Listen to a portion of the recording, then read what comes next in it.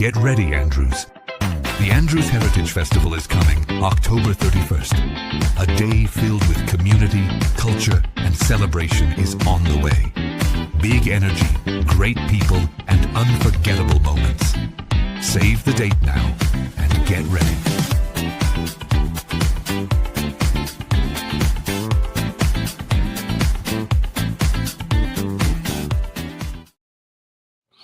All right, everybody, welcome into Andrews, the podcast, Real Talk Tuesday. You know what we do every Tuesday night here. Sorry about the little scheduling hiccup, but before we start, I need to say this. I was a little overzealous in my flyer making today. I was ambitious in my guest list, and I want to point out to you that Jermaine Johnson's campaign was not reached out to. I reached out to the wrong person. I got a call from them a few minutes ago, and they told me, of course, that he couldn't make it. I should not have put on the flyer, so I don't want to give the impression that he was supposed to come and didn't come, because at the end of that conversation, I was given the proper, channels that we're going to reach out to him. So we'll redo that. And again, I want to apologize to his campaign and be clear that, he had no idea about this event today. It was 100% me wanting to have him here. But I do have the rest of the guests here, though. I got Pastor Dixon. I got candidate for House Representative, South Carolina House Representative seat 103, Mr. Wendell Pageant. And I'm waiting on my co-host to pop in here at any moment now so that we can get in. And anybody and everybody that's just coming in from all of these different places, shout out to Winsboro, South Carolina. I had great conversation with a gentleman up that way that's going to be tuning in tonight. A lot of information. We kind of just got to talking about politics, and what I quickly learned is that what we hear a lot of times in the Low Country and in the Midlands is kind of different from, what people hear in the Upstate, or it's we're not getting all of the same information. Okay. And I got two Mr. Pageants in there. I don't know what's going on with that, but yeah, guys, make sure you go ahead and hit that like button so that we can bring more people to this conversation, because it's going to be a great one. And if you got a question or questions, I ask that you hop in the chat, and thank you for that. Hop in the chat and put those questions up, and then we'll do those appropriately as we move along. Okay.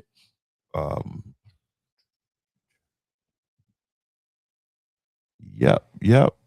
And so, I kind of got to see what's going on with my co-host here. Don't know what he's got going on today, but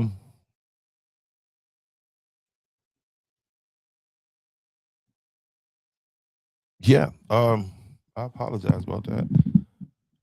All right, so let me figure out what is going on here. We got a 7 o'clock start. I don't know what the deal is on this end, y'all. It happens. This is live TV. And it happens sometimes that way. Let's see what we got here. Hold on a second.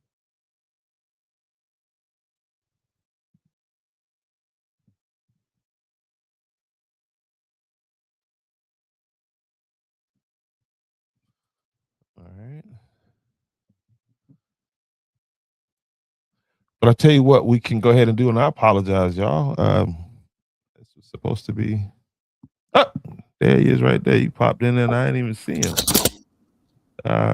There he is, just like that. And let me get this straight here. Get us on screen here. All right, man. There you go. I was panicking there for a little bit. So we got a little double feed tonight. You got a little double feedback? Yeah. about now? On my end, you're coming across good. Yep. Okay. All right. So I tell you what, let me try on my end. Let me do a refresh, guys. You know, that's what the live production does. Let me do a refresh here. Let's see what we got.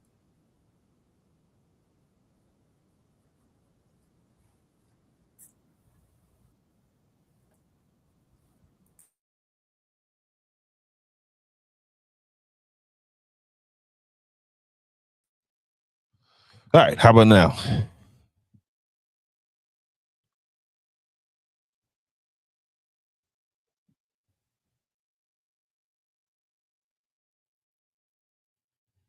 Well, I can't even hear you now, Amir. Your mic's muted. Yeah, so we still have a delay. Okay. Was that good? Yeah, I think I'm okay on my end. I won't interrupt you. When you start talking, I'll let you go, and then we'll run like that.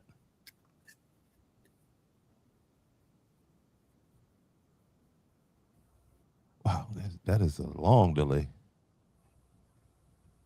All right, I'm going to go out and try to. Yeah, reset. do that. All right, because I'm hearing getting that we're not getting any feedback on that, and thank you over there, Kyle, Hagler, Kyle. All right, so yeah.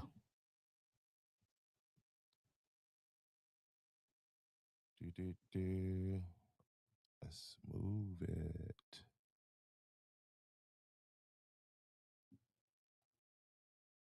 All right, as we wait on the mayor to get back, guys, we will get this hit pop in here in a few minutes. Again, thank you all for the ones that have hit the like button, and if you're new over here, go ahead and follow. I'll go ahead and give Mr. Pageant a shout out while we're here, as he has been definitely out there beating the path on for a 103. And I've got some questions for him. So yeah, he's definitely in the building. Pageant for the People's in the building. Shot him out. All right, how you doing right now, Mayor?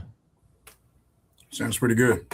Okay, we in the building. We in the building. I'm just acknowledging our guest in the building right here. So yeah, Mayor, you ready to get into it? Anything you want to say before we open this up? No, it's a lot going on. I'll tell you that. I don't know where to start. It's so much. This political race is heating up. You start now. There's, I guess all of this rain now going to curtail this drought that we've been dealing with here for a while. We're getting it all right now. So it's been busy. Doing a lot of traveling. I had an opportunity. I know we'll talk about that because we got some special guests on tonight. With the couple candidates that are in this heated race, and so we'll talk about that. But I had an opportunity to go out for the first time, to Congressman Clyburn's fish fry, the big famous fish fry. He didn't want to do anything else because you don't know whether this is his last run. I'm sure he's going to win. I think so because he's got a lot of support behind him. But I wanted to have that experience, and I'll tell you what, it was truly a unique experience, and a lot of folks there that just come out, and the energy. I don't know what's happening right now on the Republican side, but the energy that these folks here in South Carolina and the Democratic Party have right now is where they need to be, and just need to amp it up to another level. And we'll talk a little bit about some of those things. But it was real. People, and again, it's a very diverse group of folks out there, and just really focus on winning these seats and changing. I think as Representative Jermaine Johnson said, a new South Carolina. No doubt. And really pushing the war, and hopefully we'll get some of that out of the candidates we have on tonight. And get some more information, because I'm really interested on the impacts of both of these candidates tonight. One state level, one 103. How is this going to impact us in Andrews? Specifically, I'm a little biased tonight, so you all bear with me, but I want to know how they're going to affect change here in our little community, in our county, in this district, in the state. Because doing a little research, man, I'll tell you, we're in pretty bad shape in the education side of the house. We're not doing well. There's some staggering numbers out there that shows that South Carolina is at the bottom, and so it'd be interesting to hear from Ms. Wright tonight. What are her plans again? And this thing has been on the decline now for a long time.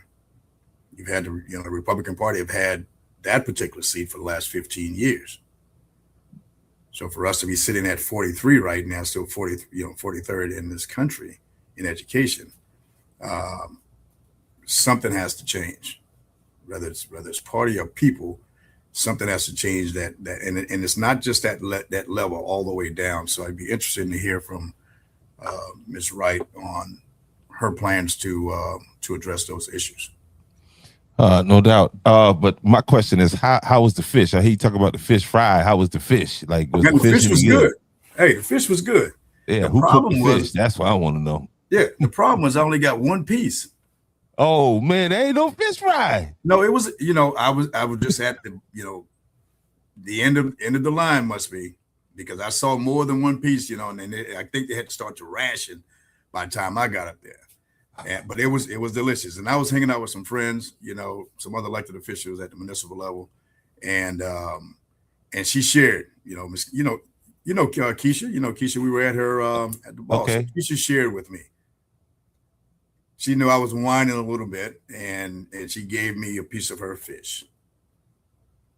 I was you can't run out of fish, man. It's the fish fry, the biggest fish fry in. No, I think it was just me, because so I went off to a little spot and I started to observe to see how this thing is going to happen. Other folks got two pieces after me. No doubt. I think it was an attack on me, because I love my fish, but it was actually really, really good, and just good company, good music, just again the enthusiasm. What I didn't expect is that we were called, all elected officials were called up on the stage to introduce themselves. And so that was a surprise. I just went out there just to be, in the mix and to see what this thing was all about. But that was an opportunity. And then they called up all the candidates, and they got, their 30-second elevator pitch, to get, to let the people know, here I am. And so not everybody was there, but it was a good evening. Didn't last long. It was over at 11. Yes, sir. Well, also tonight we got a special guest that's going to put a bow on this thing, for me, because I got a video, and man, I sent that video. I probably sent it to you, or I sent it to everybody. Yeah. When I got hold to it, I said, you know what I mean, because me, I'm let's shake some things up a little bit, because hey, if you ain't getting nothing out of nothing, but we get into that. But I got Pastor Thomas Dixon on tonight, okay? And he's on as Pastor Thomas Dixon. Don't get it confused. And we're gonna have a real conversation. Before we get to that conversation, I don't see there's Mr. Pageant in there, but I don't see Ms. Wright in there yet. So listen, let's go ahead. We gave them those. There was I'm surprised to see Mr. Pageant in right now, because he's doing a town hall in Jamestown. Gotcha. And so they're going to split that to come on at the time slot that we asked them to come on. Okay. And Ms. Wright will be on at 7:30. Okay. All right. So I got Mr. Pageant in there now. And it could be his I think that's who it is. Staff. Yeah. Who it is in his team. And so I tell you, 7. I tell you what. Well, I got Pastor Dixon here. I don't want him the Pastor Dixon. I don't want you to unpack yet, okay? But I want you to do an introduction, because I didn't get to formally meet you and acknowledge the church that you go to. I mean that you're your pastor at, and so we'll do that. But don't unleash yet, Pastor. All right. All right, no doubt. Pastor Dixon, community advocate in the building. How are you? First, sir, go ahead and introduce yourself. Tell us, Tell us a little bit about yourself, and for my followers that don't know who you are, and let's talk a little bit, brother. Yeah. Well, Jamal, thank you so much for inviting me on this evening. I really appreciate it, and to see the mayor again, man. McClary, what's happening? How's it going? Good to see you, sir. I know we've spent some time together doing the Hope Walk over there, and I followed you along the way. So it's great to have you on the show tonight, and to get your perspective on, because I know you're heavily involved in elected official stuff. In fact, you've been a candidate a couple of times, and so hopefully you're still going to continue to pursue that. But again, you're well rounded in this business. So what the people hear tonight is a pretty valid opinions and perspective on things. And so, yeah, go ahead and let the folks know who you are. Yeah, I won't spark it up just yet, Jamal.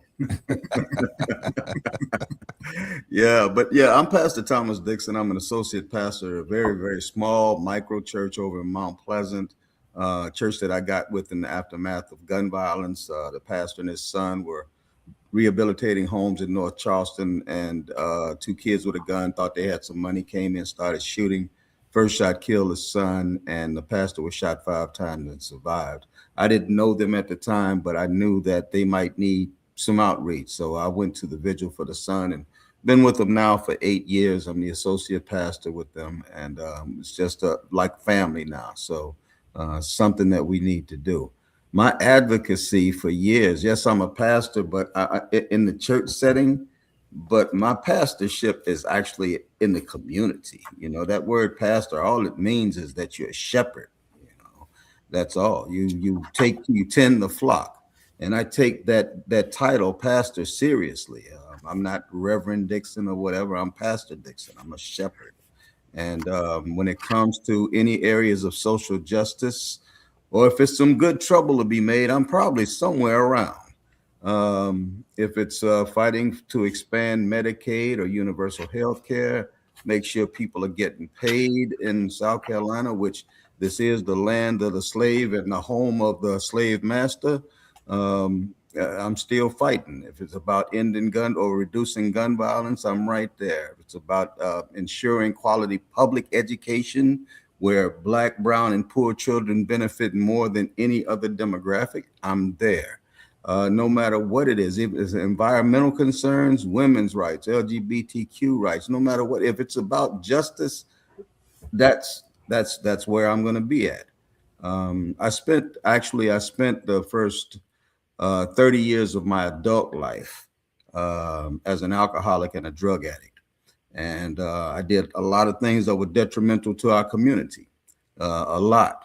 But when I came to my senses, when I realized that my purpose on this earth was a lot greater than what I was actually doing.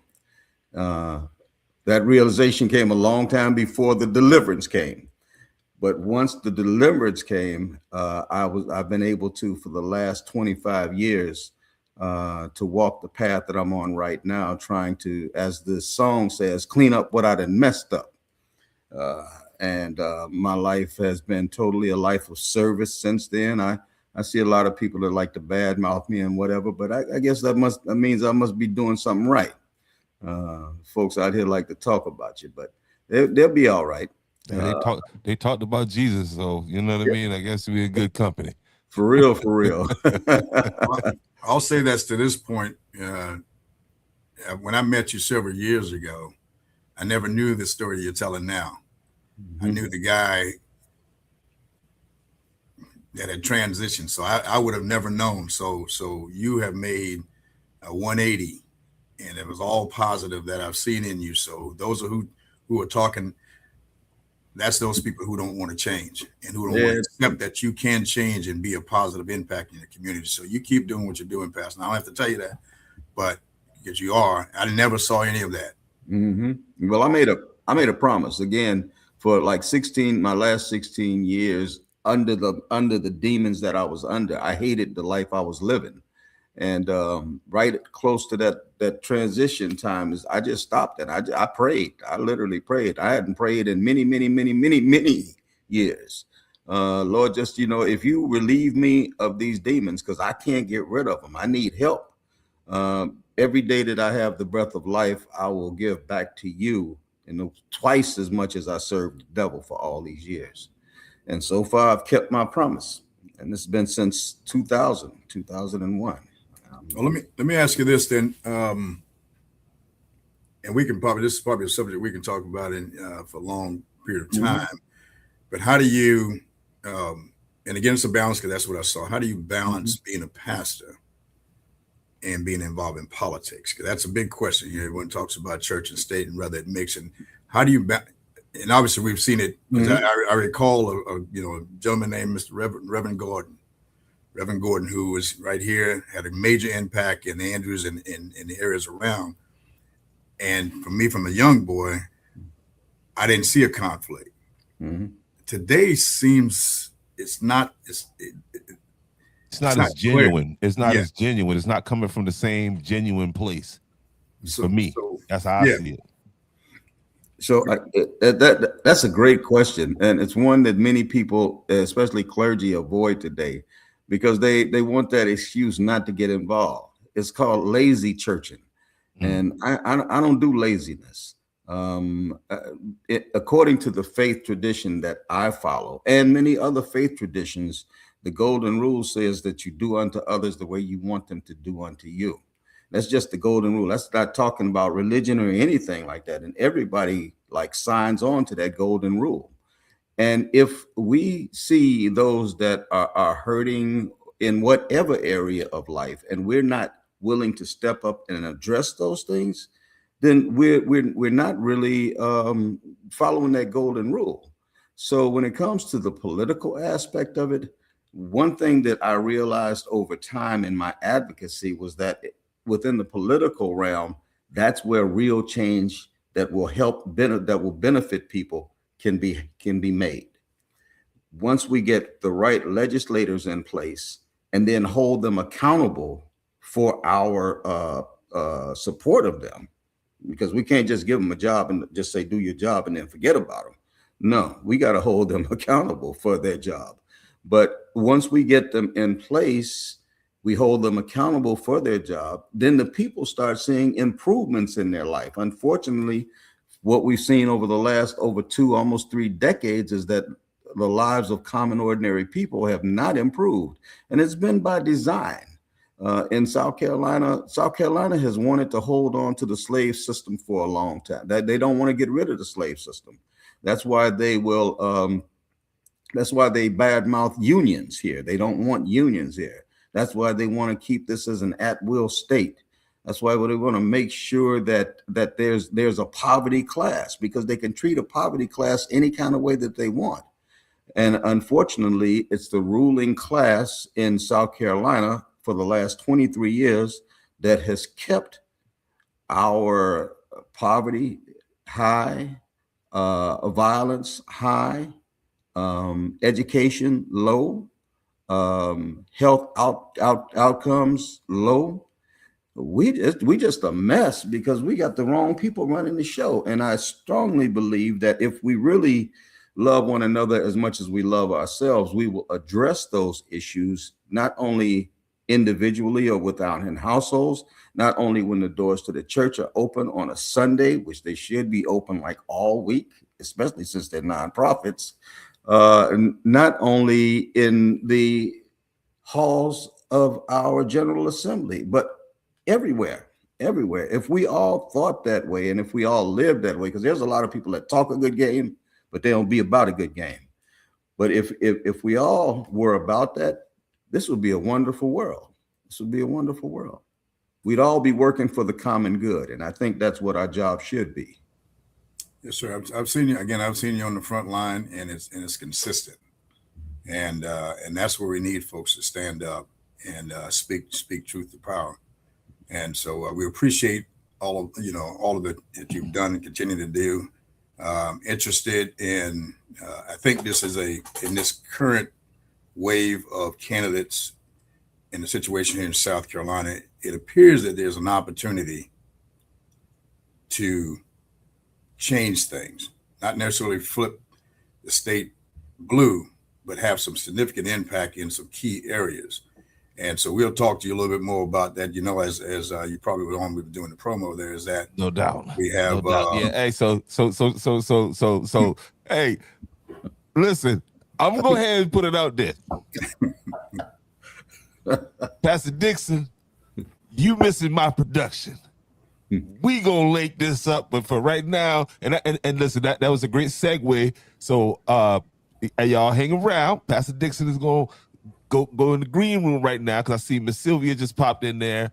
As soon as she popped back in there, we'll get her back on. But oh man, I want to definitely let's. Yeah. Ooh. That's all I'm gonna say. Sir. But yeah. Let me. Yeah. So please, stand by for us. Yeah. All right, y'all. Listen, Super Show. Listen, hit that like button. We got a lot of people in the room tonight. We need to be hitting that like button.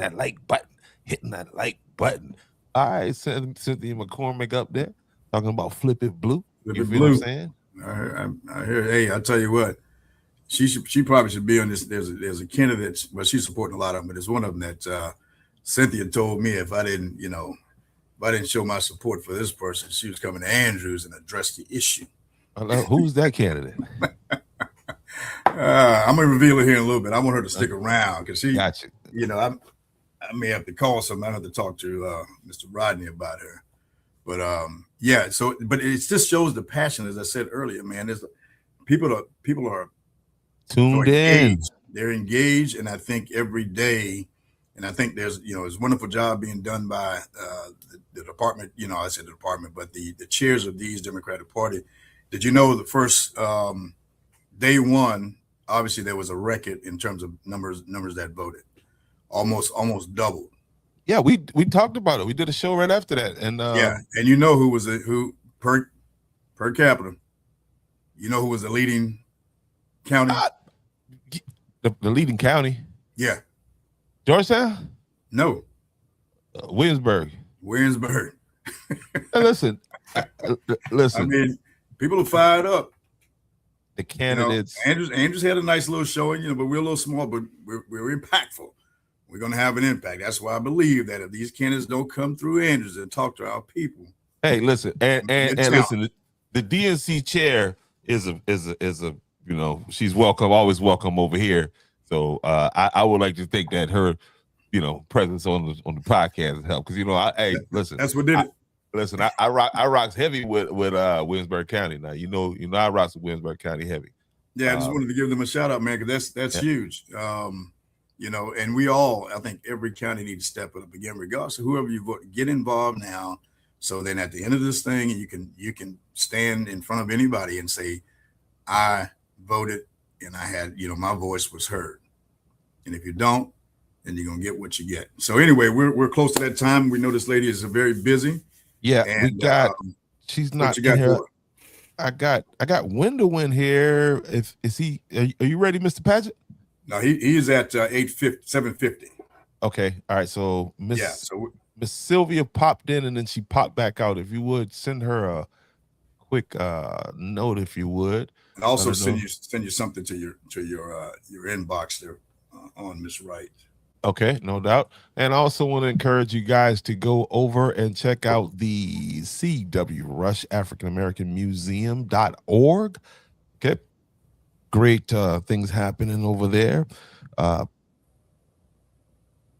was privy to a conversation today where some work is getting ready to break ground over there. Hey, and what I told you, what I saw. Listen, I'm a bug guy. Okay, I'm a bug guy. Had some people that really know what it is, and man, that conversation is looking up. Telling you that. Hey, you've gone and got what you're a master termite technician. Master. That's awesome. Congratulations. That's great. This is a Clemson program, or absolutely. Okay. Got the signature of Dr. Eric Benson, the #1 bug guy in South Carolina. You know what I mean? Listen, that's a big deal, my friend. I'm very proud of it, man. Continue to push because these bugs everywhere. Yeah, bugs, and pollen ticks, bugs in your bed. It's everywhere. listen, I'm gonna tell you now. I and I encourage everybody, listen, get some termite protection on your house, man. Here in South Carolina, we live under enormous termite pressure. Just by virtue of all the wood Hey, that's out there. All right, hey, so I she's see in. somebody in the background. There she is. Yeah, she's Yep, in. I see her in there. Hey, how are you? All right, here we go, guys. Boom. There she is. There she is. All Good to right, see you Sylvia again. Wright. Welcome to Andrews, the podcast, Real Talk Tuesday. Awesome. I'm happy to be here. Thank you for the invite. Hey, it's great to see you again. Yes, sir. Again, as I said a little earlier, I said if a candidate doesn't pass through Andrews, stop and talk to our folks, man. It's going to be a long road ahead. But Ms. Wright has been here a couple of times. She was actually our guest speaker during the Women's History Month, and on the same I say ticket as Mrs. It's a young lady that we had with us that we recognize, Miss Rock. So Miss Rock was here as well, and so it was a good turnout. All the right there at Andrews High School. Again, thanks and shout out to Dr. Mahone for allowing us to have that event there. But we're happy to have you back again, and this time we have a much broader audience, and they want to hear from you. I know if they haven't seen you, they must be asleep because you've been everywhere across the state. I follow you, and I see how you're engaging with the folks on the ground. And people are responding to that because, as I was talking a little bit, our education system right now is in trouble. Yeah. And I know you can talk to us a little bit about that, but introduce yourself, let the people know who you are if they haven't had the opportunity to talk to you. Well, again, thank you for this opportunity. My name is Sylvia Wright, and I am your candidate for State Superintendent of Education for South Carolina. And I've been an educator for over 20 years. I've worked at every single level. I've been a classroom teacher, department leader, instructional coach, school coordinator, and district coordinator. Actually resigned from my district coordinator position to run full-time for State Superintendent of Education because that's how dedicated I am to improving education here in South Carolina. I'm also working on my Doctor of Education at the University of South Carolina in Systems Improvement and Innovation because, again, these are the things I'm going to bring to the table as the next State Superintendent of Education to improve the system for all kids in every county. Hey, that's awesome. So again, when there's someone holding the seat or whatever the case may be, sometimes they get complacent and things never change. So again, as I did my little research before, because I was a military guy for a long time, and now I'm trying this mayor thing. So I haven't paid attention to what was happening to the education system over time, but just a little research showed me that for the last 5 years, we're averaged between 37 and 43 for the last 5 years. Yeah. And if I go back, it's probably less than that. Yeah. And there's so many things in there. I looked into what's going on at the on the state level in terms of bills coming in to help with that. What are your plans to address some of these things? So like you said, we've been at the bottom for the past 20 years. So there's a lot of work to be done. And there are 3 areas that I'm going to focus on immediately once I take office. And again, I don't want people to think that these are the only 3 things I'm going to focus on. This is just where I'm going to start to elevate education. But the first one is early childhood education. That's where it starts. We've got to build a strong foundation for our kids, because if they don't come in with that strong foundation, they're behind the curveball from the jump, and it's going to be hard for them to catch up in middle and high school. And that's where we're finding ourselves, in the situation where we have a bunch of students in the system who are just getting to 12th grade, for example, with only on a 3rd grade level, because we don't have systems in place that are growing kids. Right now, the focus is passing a test. So one of the ways I want to change that, there are 2 things. The first thing is expanding early childhood education. Right now, it's income-based. So if you don't qualify for income-based pre-K, because you might see the signs that say free for K, it's only free if you qualify with your income. If you don't qualify, then you have to pay for private preschool. And not everybody can afford private preschool. So you have a big gap of people, of students, of kids who do not have access to early childhood education. And the data shows us that. only 39% of kindergartners demonstrated school readiness last year. So my plan is to just provide universal pre-K. Of course, I'm going to work with our General Assembly to get legislation passed to offer pre-K for all of our 4-year-olds, regardless of income. That removes that barrier. And Florida has already done this. And so I want to look at programs. And there's another state too. I was talking to someone last night. I think it was New York. There are already states who already offered this universal pre-K. South Carolina is just behind the ball. So I want to catch us up. And with Florida, it's been successful because you can look at how they are higher now on the school rankings. I remember Florida used to be underneath us. That's what piqued my interest to how did Florida get ahead of us? And there are several things that they've been doing. Now, I'm not saying everything's been moving in the right direction, but there are some things they're getting right. And the two things they're getting right. The first thing they got right was the universal pre-K. The second thing was they got rid of standardized testing, that end of the year standardized testing, and they moved to a progress monitoring model. And that's what I want to do for South Carolina. I want to move to a growth model where we're growing kids. It's not about this testing culture. And what that looks like is students will be tested at the beginning of the year, the middle of the year, and the end of the year. And as they're tested, we get data that will be able to show us what are their strengths and their weaknesses. We'll be able to build up their strengths or build on top of their strengths and help support them those areas of that need development. And these are reports that can be given to teachers to help them, personalize instruction for these students, and also the parents. The parents will be able to have access to see how they can help their children at home. And also it's data for the children so they can set goals and start seeing where they need to grow and making those improvements, putting them more in charge of their learning. So that's some of the ways that I want to change us from this standardized testing focus to more of a growth model. And we're already doing it in our schools, elementary and middle. If you've heard of iReady, if you heard of MAP testing, these are things we're already doing. I just want to be more strategic with how we're using this data and how we're going to use it to grow kids and not just focusing on an end of the year standardized test. So how does the House Bill 5073 play into that plan? Because it looks like that's passed in terms of removing this. The grade. I guess they call it grade floors. Mm-hmm. Where yes, ma'am.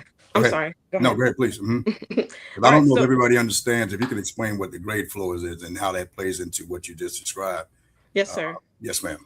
So with the grade floor, what that means is, because I was a teacher, like I said, in the classroom. So I remember this very clearly, how our schools had a policy where you could not give a student below a 50. And what that means is the kid doesn't have to do any work. They didn't have to turn in anything, and they would still get a 50. So my issue with that is, and I'm also for this bill, we need to remove that because that's forcing teachers to give this grade.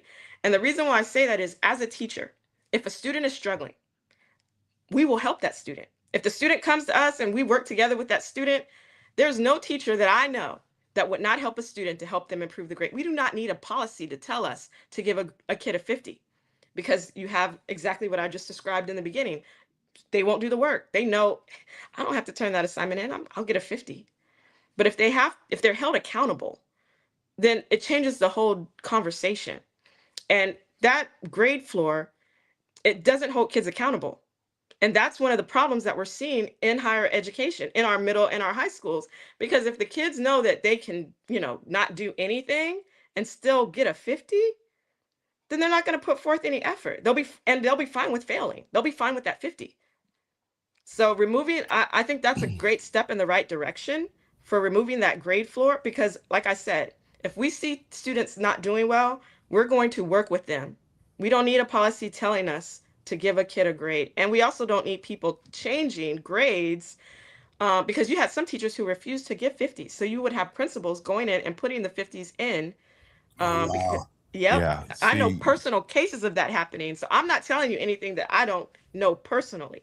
So, Ms. Wright, that's what I'm hearing. I'm hearing that you had your boots on the ground in the mud, and so that's where my question would stem from, because I know teachers, I know people that work in education, and they feel hamstrung by these regulations. That's, you know what I mean. It's just it's so Yeah, that's one of the things that was the question. You answered it, but if you could elaborate a little bit more on some of the policies, or not policy, but some of the things that you would do to relieve that tension that teachers feel, that pressure to write that 50, you know what I mean, to basically just, doom our society. Right. Well, like I said, I think them getting rid of that policy is a step in the right direction. The other things Absolutely. that we need to do is allow teachers to be more creative. Um, I don't know if you guys are familiar with micro schools, but with micro schools, I know teachers are creating these micro schools because it allows them to be more creative and flexible with the curriculum. It removes those chains, like you're talking about, that burden of having to follow a scripted curriculum. And so my vision for changing up the curriculum is I want to pair it with career and your basic instructional skills. So let me start off with this story. I had the opportunity to tour an electrical alliance facility. Okay, this is a place where they teach students how to do the electrical stuff for a construction site. And so as I was talking to this instructor, he was telling me that students are learning trigonometry and they don't even know it. And so there's also a pilot program that's happening through the State Department where you're combining careers and your basic instructional courses. So, for example, I was a district coordinator at Dorchester 4, and I combined a logistics curriculum with an English 3 curriculum. So by doing this, we would still provide the standards for the teachers. There's still parameters, but it provides flexibility for the teachers to create a project-based learning course that provides a relevant experience. It allows the students to see how what they're learning relates to real world experiences. And so I feel like if we are able to give the teachers, of course, the standards, but allow them to create the curriculum, provide them with the resources and support that they need for whatever, project-based plan they have to teach the math or the English mixed with the career. I think that's going to be very exciting for teachers because when I, created this course or helped create the outline for this course, I remember asking the teacher they had to list whatever resources they needed. So instead of it being a curriculum from a textbook company that says, here, teach this, the teachers will get the standards and then they're able to create the lessons and we provide the resources, whatever they need to make that lesson successful to teach the students. Awesome. Another staggering statistic, and I want to narrow it down because again, I get a little biased because where I sit in my county and that kind of business. So, reading here that in the rural communities, so we know there's levels of resources depends on where you are and who you are. Yeah. And balancing that, not only resources, but we're talking about the teachers that are in the top of their profession and getting all that resources here. So it tells me that K through 12 achievement has been 46 to 48 for years in terms of ranking in the rural communities. Oh yeah. So again, as you develop this plan to address these, that we're going to have to, then what about the focus down in places like here, Andrews and the Patricks and, of the world. Yeah. What are your thoughts on how do we tackle that? And thank you so much for that question. Because I worked in the rural area and I see the neglect. And the sad thing is we've had people, and I'm not bashing anybody in leadership or anything like that, but I think it's fair to say that our rural areas have been neglected. We have people in positions who have no idea about what is happening in our rural areas. And I say that from experience. When I went to the last rural school that I was at, it hurt my heart because not only have they been neglected, there's a mindset that's been created. Like, oh, nobody cares about us, so why should we care about us? Or this school is ghetto. No, It's not, and so breaking that mindset. And one of the ways that I plan to do that, that's why I've been meeting with mayors and superintendents, teachers, educators. Um, I want to hear the voices of the people.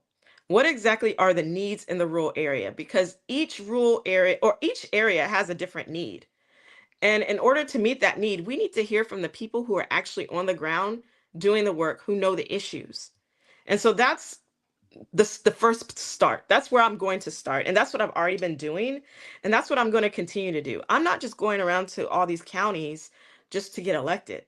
I'm going around to all these counties to start building up those relationships, because after I'm elected, I'm coming back to your county, mayor, and I'm going to have conversations with you, the superintendent, have focus groups with the community, the educators, the students, and start finding out what are the needs, the specific needs, not throwing money. I'm not just going to throw money at the schools.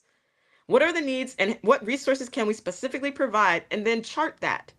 I'm going to keep coming back and double checking. It might not be me, it might be someone from, my agency, but we're going to progress monitor. And I'm going to make sure your schools have the resources that they need, the students have the resources that they need, and we're going to track and see the progress. And if we're making progress, excellent. If we're not, then what do we need to do to change it? Yeah. No, ma'am, absolutely. And again, I'm gonna speak just from, from where I sit, because when you have a school, and again, a lot of great things are happening around in the district and things around, but then Andrews, I'm gonna speak specifically about my Andrews High. So when you have a school that's sitting there, proud tradition, that good business, and you have a new magnet school that that is now in place, which is great opportunities. You have the choice to go, parents for their kids to go wherever they want to, whether it's here in Georgetown County or Williamsburg County with the new magnet, with the Williamsburg Academy. So then it starts to pull away from the population of Andrews High. That is not necessarily a principal problem to solve, in my opinion, but it's happening. And so we see our numbers go down for a lot of different reasons, but I guarantee you, if you look into the numbers, a lot of these other opportunities and the freedom to move about impacts this too. And then it's looked at negatively on the school. How do we manage that? Because again, we don't want to tell parents that you can't give your kids the best opportunities. So how do we get and ensure that schools like Andrews and others like that are not affected by these new things and this freedom to move about? How do we do that? I think the biggest issue that I see with school choice, because I agree with you, I think parents should have a right to, send their kids wherever they want to send them. But what I'm finding is we are not providing a competitive option for public schools. We're taking funding away from public schools, so programs are being cut, supports being cut. And so public schools are not looking like a viable option because the funding is being taken away and being siphoned away to those other schools that you're mentioning. And so one thing that I want to do is make sure that our public schools, like Andrews High, has the resources and the programs and supports that it needs. So that way parents can have a true school choice option. And they're not just leaving Andrews High because, oh, well, they don't offer this, they don't offer that, but this school over here does. That's not fair. That's not being competitive. That's not allowing the school to be competitive. It's taking away funding and it's hurting the students.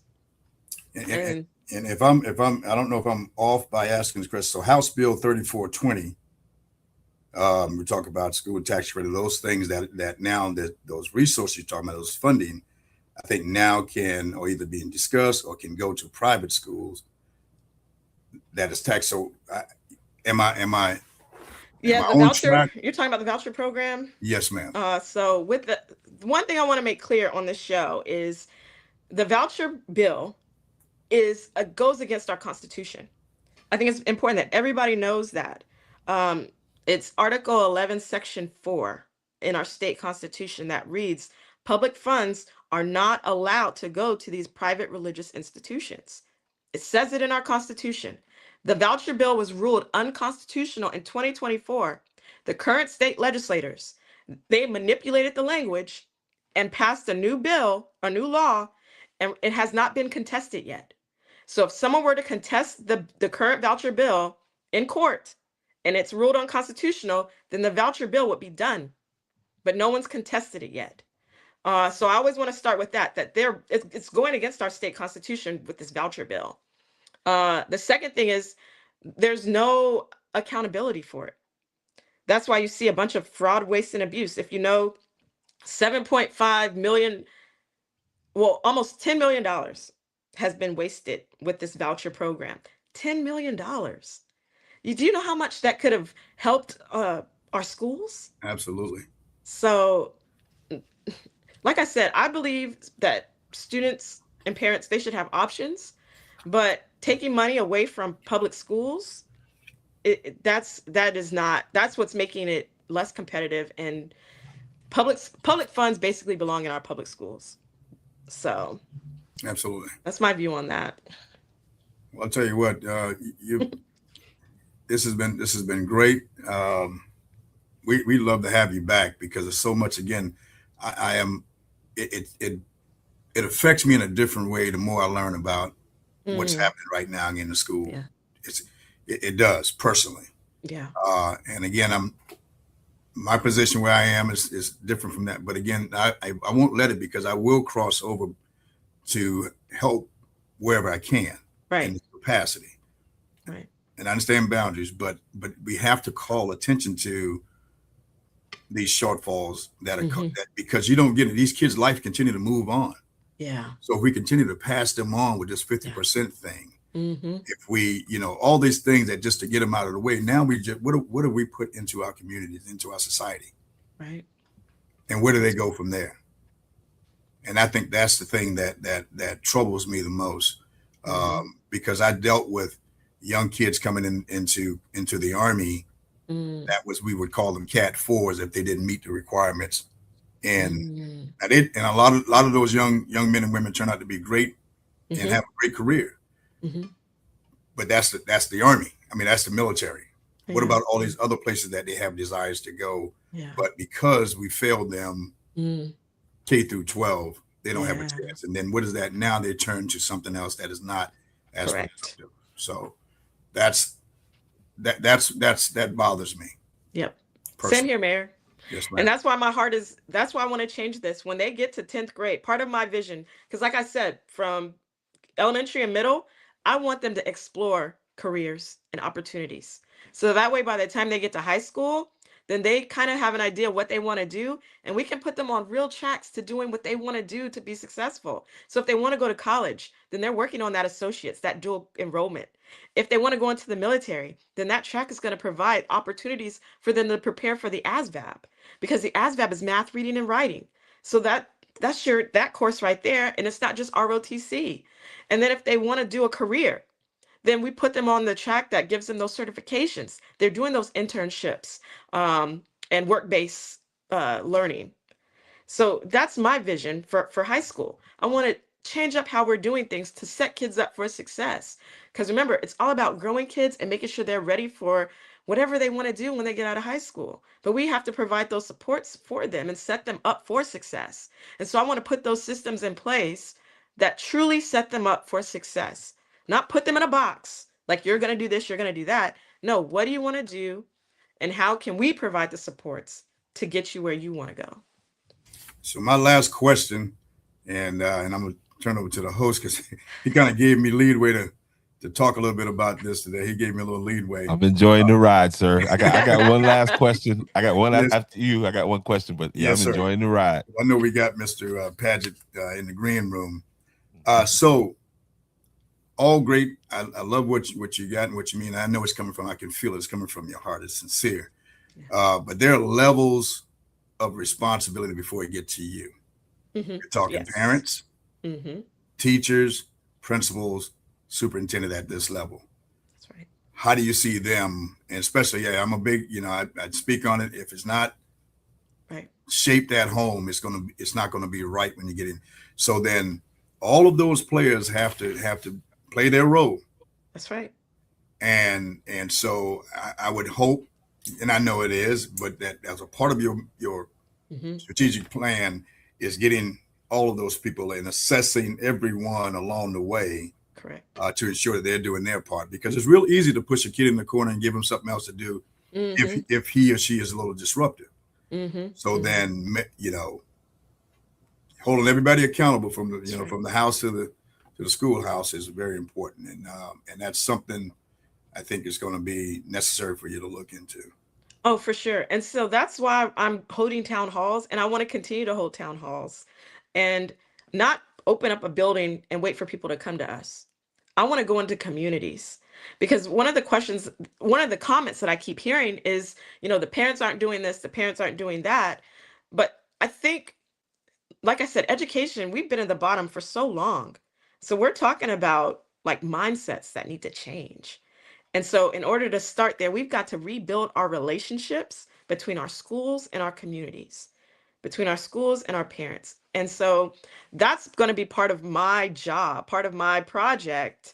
As I start helping to elevate education in South Carolina, it's going to take all of us working together. But we've got to start with those conversations and going out to the people and meeting them where they are and rebuild relationships. That's very important. So many communities are torn apart right now. And so, you're so right, Mayor. And I'm ready to, join with you, join with the local superintendents, and we hold town halls and open up and go to their communities and have conversations. It can't be just opening up a school board meeting and expecting people to come out. We've got to start going out to them and building up those relationships. So I'm ready to start doing that. And again, it's not just parents, it's the community, our schools, and our families, everybody working together. In order for us to rise up. And I plan to make sure we're holding everybody accountable, and myself included. I want the community to hold me accountable. I plan to come back. Like I said, I'm telling you my 3 main things that I'm focusing on immediately. And when I come back to the community, I'm going to give you updates. And with those updates, though, I also expect that collaborative relationship. I'm doing my part, checking on, are you doing your part? Making sure we're holding everyone accountable, myself included. Absolutely. So, yeah, you better be careful. You talking a little too good. The conservatives about to come for you. The Carolina Courier said the conservatives would do well to consider them as right. And listen, because it's just good common sense. It's not about conservative or liberalism. It's just about, do you care? And that's what's coming across on the screen. But the last question I have for you, okay, in 4 years after, if you're elected, in 4 years after you're elected, after 4 years, what numbers should voters use to judge whether or not you're successful? Is it the reading scores, graduation rate, teacher retention, or is it something else? The kindergarten readiness assessment, because with that kindergarten, we need to move from only 39% demonstrating school readiness. So I want to implement a literacy initiative. So that definitely, looking at the kindergarten readiness scores at the end of the 4 years. Of course, teacher retention and recruitment. Definitely want to look at those numbers because, again, that's part of one of the things I want to implement. And also, their school safety is my other thing. And that's not just with intruders. That's like bullying, student misbehavior. So data around like the culture of our schools, the metrics for that. Like when I first enter into this position, I want to do a survey to get a baseline for the culture of our schools. And then at the end of those 4 years, well, I'm going to do it each year, but at the end of the 4 years, do another one and then do present the findings.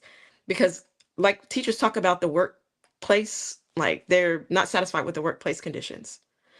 And so part of that is how they're being treated, the respect. And so that's why I want to do this climate survey, implement an initiative for changing the climate in our schools, all over our schools, the climate and the culture. And so that's another measure, how that grows. So, well, I'll tell you what, that's awesome. You see the comments tonight.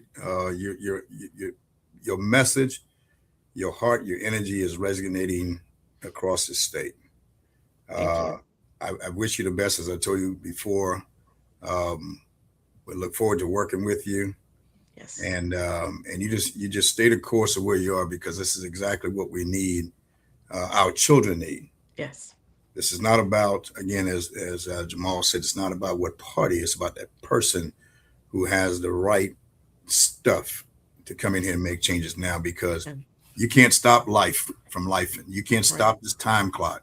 So as these kids pass through, Mm-hmm. and they don't get what they need, then we're going to get what they give us. Yep, a Yeah. bunch of dumb Democrats and dumb Republicans. How about just a bunch of dumb people? There you go. So Yeah. we'll see you Thursday night. I know they have a stomp here in Georgetown County. Yes, Yeah, I'll sir. be Yeah. on the So we have a ground. stomp in Georgetown County. Shout out to Marilyn Hemingway, the party chair Yes. over there. And she looks like everybody is signing on to come down now. They know this is tight. And I think what people need to understand too, this is just a primary. This is We gotta just get the through it. primary. We gotta stress that. Yes. Yes. This just the semifinals. It's it. Right. So we got to get this Exactly right. right. Yes, we got to get this right. And no pun intended, but we got to get it right. Ah, All right. yeah. We gotta get this right. That's the campaign. We just gave you a campaign slogan That's right right. there. We Get it gotta right. Hey, y'all, it hey, get in the chat, y'all. Go ahead, everybody put it in there. We gotta get this right. Let's go ahead and put that in the Yes. chat right now. So God bless you in your travels. Yes. Hopefully the gas prices were a little bit lower because I know you burn Oh a my lot. goodness. Y'all, I'm like the gas. I'm not even gonna go there. But really quickly, can I end with like? Yes, Go to ma'am. the Please. It's your floor. Yes, Your absolutely. floor. Okay. So for all the viewers, first of all, some of you voted early already for me, and I thank you. I appreciate that. But if you haven't voted, you're still on the fence. Please visit right2026sc.com. I still need volunteers. I definitely need donations in this last stretch. I'm trying to get some ads out. So the more money that I can get in, the more donations, the more people I can reach. So please go to my website. You can donate. Again, that's right2026sc.com. And again, your vote. And again, if you've already voted, tell 10 people about Wright, Sylvia Wright. Give them my website. And November, I need your help November 3rd too, once I get past this primary, but the focus right now is the primary. So again, thank you for this opportunity. Awesome. And guys, go to the website right here. Let me get it up on the screen here real fast. Again, I thank you for taking this, for coming on. Again, we rock out again next Tuesday. You're welcome to come on because again, you've impressed a lot of people, me being included. You know what I mean? Hey, you see, Jen. Hey, she has friends in Andrews. So her name is Jen Coleman. Yeah. Oh yes. Shout out to yes. Yes, she's on tonight listening. Okay, And, Jen. Yeah, Jen is here. She's one of my favorite people. Oh. I'm trying to tell you, she's a sweetheart. So she's doing great down at Andrews Elementary. And so you guys go. So again, you have a reason to come back, visit Jen, visit us. Of course. Yes, ma'am. So thank you so much. Okay, and may God bless you and the rest of your campaign and best of luck. Yes, sir. Right, thank y'all. And there it is, right there, guys. There's the website. Make sure you go over there and check it out. I'll pull up again, throughout the while I rock out the rest of the way. But anyway, I appreciate you. Thank you, ma'am, and Yes, good luck the rest of the way. All right. All right, appreciate you. Bye. Yep. Yeah. Andrews Podcast, Real Talk Tuesday. Where the award shows at, man? I mean, come on now. They're giving awards for all these podcasts, and nobody's calling us. Come on, y'all. That's all right. That's all right. Hey, listen, the award is to have this audience here. You guys are the award tonight. To have this audience here tuned in. We're getting some real good information. If you got questions, go ahead and put them in the chat, and then boom. Oh man, y'all already spammed that thing. Wait, let's see what we got in this thing here. And I think we will, because it's so much, as we says that people need to know, and Dr. Wright, I'm gonna go ahead and say Dr. Wright has the right answers, man, and the right focus, and so we may have a backup. She wants to come back to, we're open, so big deal. That's right, get it right. I'm at the do I need to patent that? I mean, come on, I see all these comments coming in. No doubt. So, No it's doubt. all Hey, good. I agree, Charles Tyler. Very impressive. I was very impressed with her. Boom. Boom. Man, I got my man. Listen, hey, I said Dr. Dixon. Pastor Dixon in the back doing green room work and all of that. I'm talking about let's go. All right. So in fairness and timing, because again, we know Mr. Paget is in a town hall. He's going to break away to come talk to us a little bit and talk to the people more importantly about his campaign and why he's out here putting up a challenge for this seat and what he's going to bring to District 103 should he be successful in this run. So I think he's still with us. I think so. Let me pop him in. Yep, there he is right there. Let's pop him in. Boom. How you doing, Mr. Paget? How you doing there, Brother Richardson? I'm Brother good, man. Mel, Sister Sylvia, Reverend Dixon, all these high-profile people. Hey, and you pretty profile yourself. You know, I saw you out there on that stage doing at the fish fry. Man, I was thinking about that fish, Brother Mel. I wanted to get my one piece that I got too. Hey, was it good? Was it good, Mr. Paget? Was the fish good? That's the question I got. It was hot and good. It was. Okay. Yes, all right, yes, all right. I must say. Yeah, he didn't sell it. He didn't sell it short. I tell you that. You know, just me. I love fish. So I wanted more. But more importantly, man, you know, just interacting with the people and getting to talk again to Mr. Paget. Now, I didn't know him before now. I saw a sign popped up in the town. I'm like, okay, who gonna call a code enforcer? The sign ain't supposed to be here just yet. I didn't know him.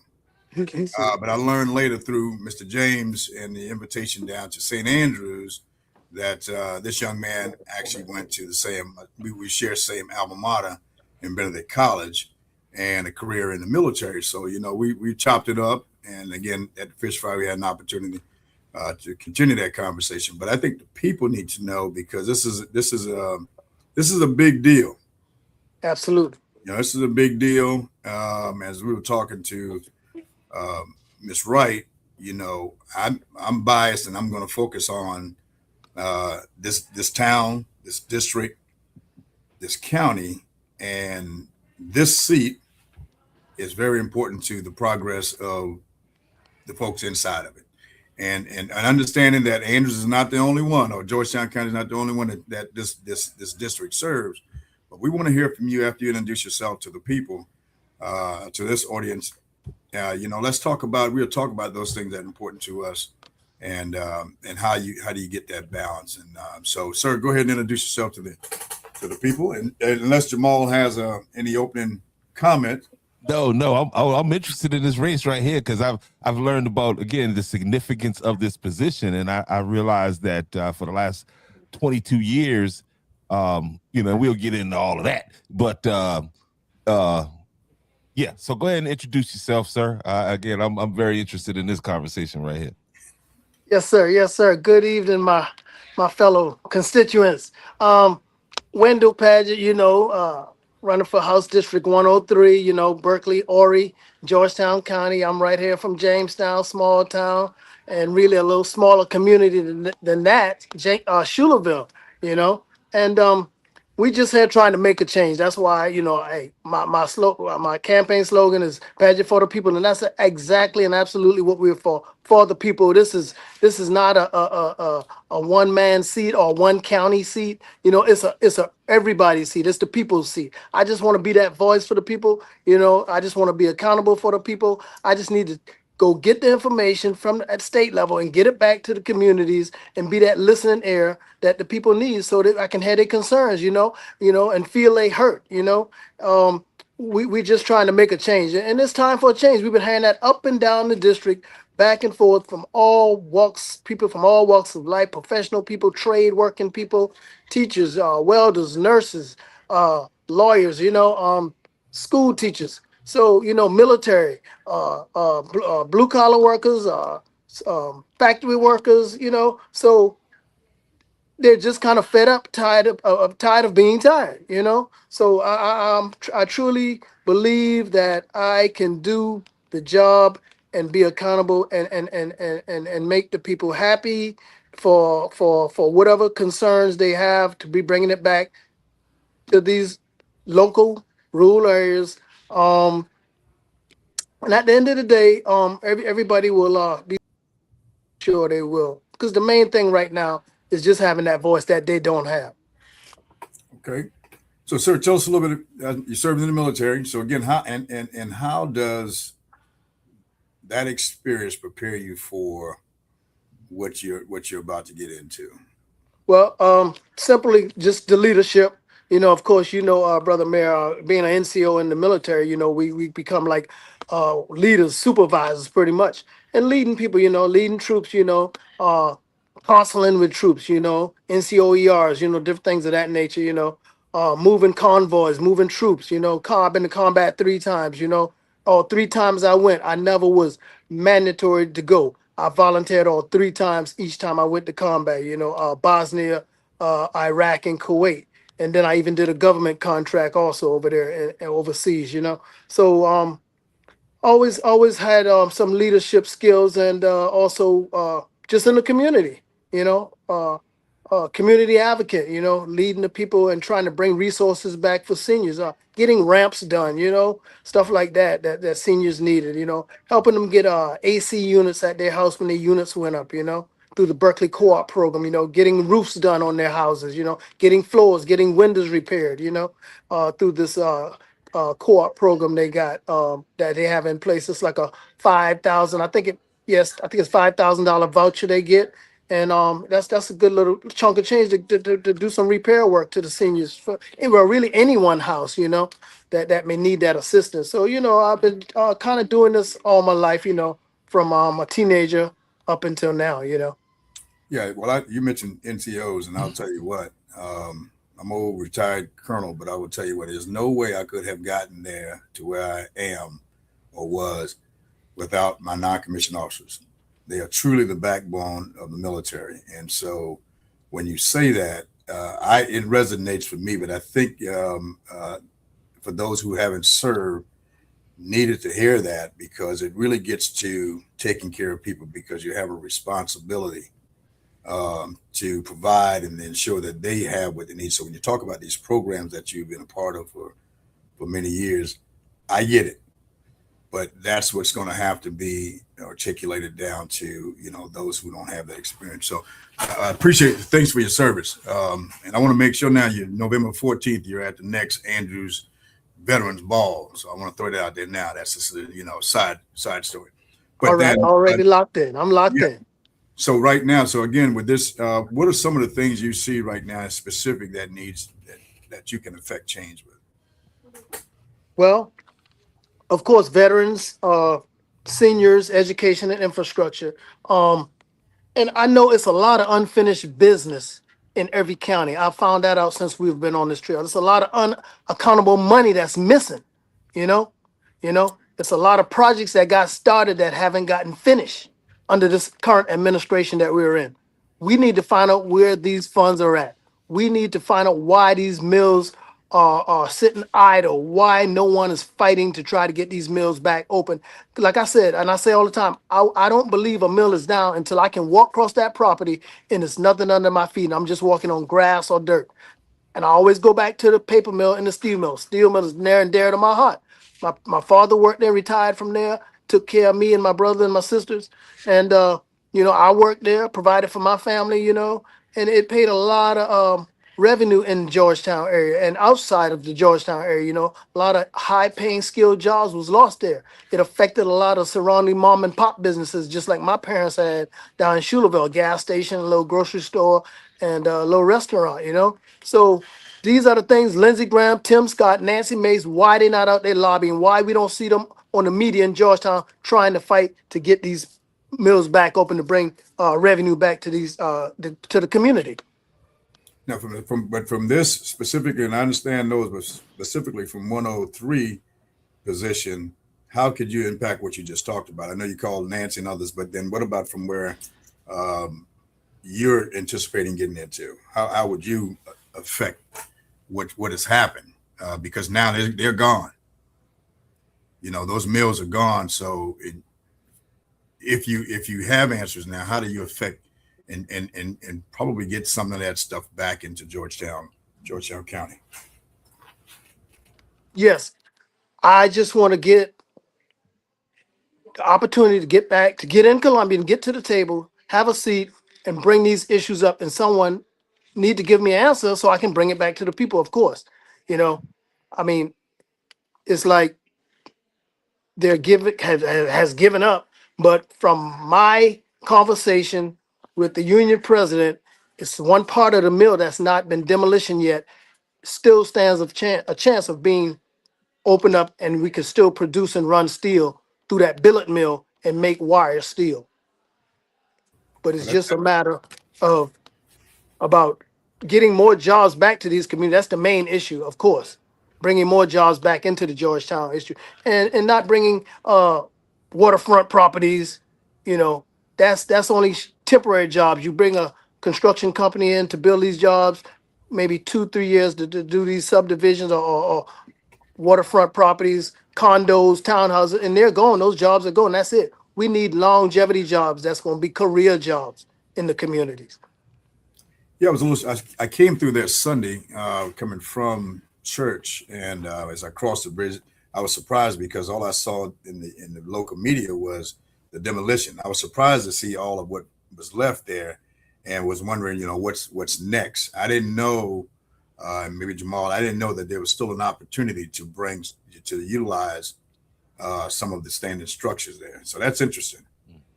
And I think, again, based on some of the comments you've seen, from the folks who were employed there before, I'm sure that would be a welcome thing if some of that could be salvaged and put back in place. But I don't know, Jamal. First of all, thank you for coming on. First question: a lot of candidates say that they want change. Okay, but the job of a House representative is to write bills, co-sponsor bills, work committees, vote and fight for the district inside the State House. What part of that job do you believe District 103 has been missing the most? All of that. They haven't been getting none of that. And the record speaks for itself, Brother Jamal. No legislatives. I mean, even the sessions, the opponent has been missing. I think he missed over half of his sessions. I'm not gonna hold it to that, but I know he didn't make all his sessions. Didn't co-sponsor. It's public record. So if you're not doing that, you're cheating. You're cheating your district. You're cheating the people, the tax-paying people. Yeah, that's one of the issues. And for anybody who is interested in what we just talked about, let me see if I can get this on the screen real fast. You could definitely find that information as to, because that's my thing is, what are you going to be an active legislator, or are we going to get the same thing? 22 years. Our current rep has not he's not been the primary sponsor of any bills. It's to say, like, what issues, I mean, what can we depend on you? And I understand the process of getting a bill passed. Just because you put it up there, that doesn't necessarily, there's a whole process that's involved, but that involves you building relationships, again, working committees and doing these different things. Why should we expect anything different from you?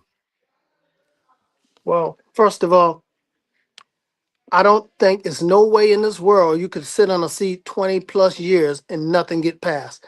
Evidently, he has not been fighting to get it passed. So if he could get by with it, which he was getting by with it for all these years, he just accepted that, and it's not good for the community. It's not good for the district to accept that, and that's what's been happening. They say they have filibusters come up and they beat a bill, just beat it down, and then it just eventually goes away. I'm not gonna tolerate. I'm not gonna accept that. Even if we got to protest, bring busloads of people to Columbia, to the State House to fight to get what we want. That's the way it's going to be.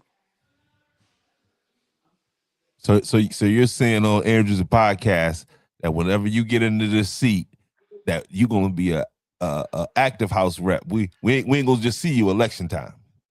No, sir, absolutely not. I live too close to Andrews and Jamestown and Schuylerville, and especially that Hughie community. Brother Mayor know about those Hughie guys down at Kane Hall High School. Them boys get radical, boy. They don't play. So hey, I gotta answer. I gotta come back with something. So no. But seriously, on a serious note, no, my brother, we definitely want to go out there for the people. I got the opportunity to do this. Someone said you really need to kind of be like retired and have time, and I got that. I mean, Okay. God has Okay. put me in the right position to be able to get out there. I mean, we've been running up and down this district, and I mean, it's like it seems short now going up to Horry County and working our way back to Berkeley and back up.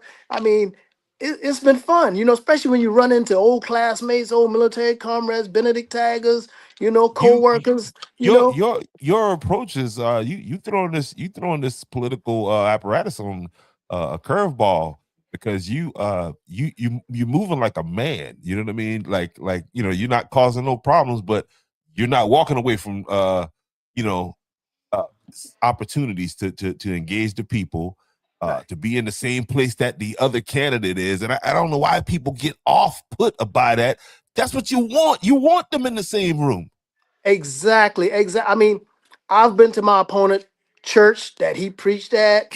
I mean, I've been about to go to his hometown probably Saturday in his own backyard. All right, And Mr. and Patrick, like I, slow down now. Slow down, Mr. Patrick. And we want you know, you to but win. I want you to win. You know what yeah, I mean? I but I can't speak mean, for the mayor, but but yeah, but like I told him, I said, this is not like these young, let's say thugs on the corner fighting for this corner or that. It's not that kind of race. energy. We Gotcha. yeah.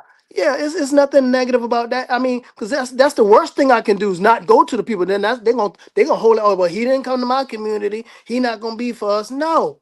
I'm going everywhere. We went up in Choppy at the auditorium at one of his events. The pod lady said, "Oh, y'all are bold." Yeah, we bold, but we came there in peace, quiet, and listened out. And I ran into some of my men's ministry brothers there from the Sons of Allen Men's Ministry with the AME Church, and we talked and had a good time there talking, and waiting. Got some food they had out there on the food truck, and went on back about our business. Yeah, I ain't been to Choppy High School since 1986. When I lost my senior year, played football out there. But yeah, it's no area that we're gonna deprive or run away from. We want to go right in the lion's den. We want to be in the lion's den. We in it to fight it. We in it to win it, for sure. Well, that's a great perspective, because this politics in this arena, it could and probably will get ugly. But if you can maintain, as you just said, man, that's really what it's all about, because the people are looking for leadership, people active and really concerned about the things that matters to them. And except for that candidate, whether it's where you are thriving to be or where I am, it's got to be about the people. You're not going to have everybody on the same, rowing in the same direction. But if you are in this thing for the people, that's what's going to move you forward. And they see that.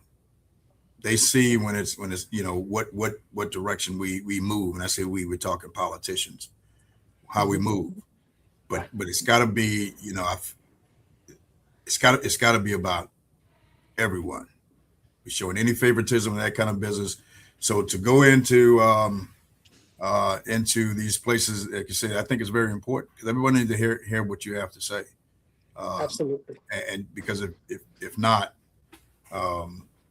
they will have that thought that you don't care about them. So I'm pleased to hear that. I'm pleased to hear that, because everyone, especially in these rural communities, man, we need our leaders there, because there's so much that is not available to them. Right. Or to us, not them, us. I'm one of them. Exactly. And so as we look at this thing, just like we do in the military, there's a chain of command, and there's levels of resources as you go higher. Mm-hmm. And you being at that level, you got to look down and say, okay, what do they need down in little old Andrews, Sampit, Browns Ferry, those kind of places that just don't have the resources. So it's about working together as a team for the right reasons. and for us down at these levels here, understanding that your area of responsibility is much greater than what I have. But again, keep us in mind when you're doing things. Hey. I think that's kind of the thought. Yes, when you, because you're gonna get in them rooms. When you get in them rooms, understand who sent you in them rooms, and don't forget us when you get in them rooms. That's what we was begging for in District 3 in Georgetown County. When you get in the room, don't forget us. And so that's the main thing. Again, the Lower Columbia and that's I'm sure it's an attractive thing.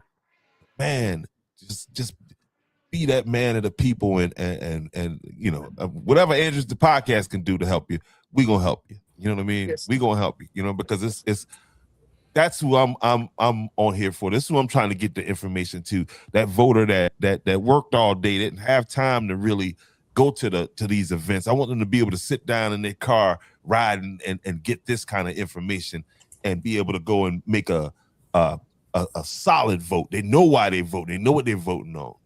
That's yeah.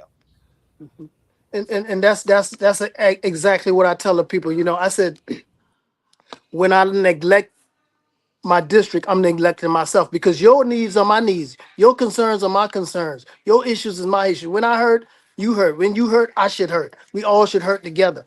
When I win, we all should win together. That's the way it should be. And I told him, I said, I'm going to start this campaign and finish this campaign with honesty, integrity, pride, and respect at the end. Absolutely. And so yeah, and it's big. So I applaud you again for what you plan to do, what you're doing right now, because not everybody is cut out for this kind of business. It's a great sacrifice on your time, your family, that kind of business, and it does help if you're retired, because there's so much work to do down at these levels and to help people. So you go where God leads you, and the best of luck along that path, my friend. I'm on here the Andrews podcast. This is what we do every Tuesday night. So I'm not here endorsing anybody, but I want the people to know what I know about each candidate. Same thing I talked to with Miss Wright. I want them to know, if I know that you have capabilities and experiences through the military, they need to know that. That's what these shows are about, to bring it out. It's up for the people to go out here and make their choices. Okay. But you give them the best opportunity to make the right choice when they know all about you.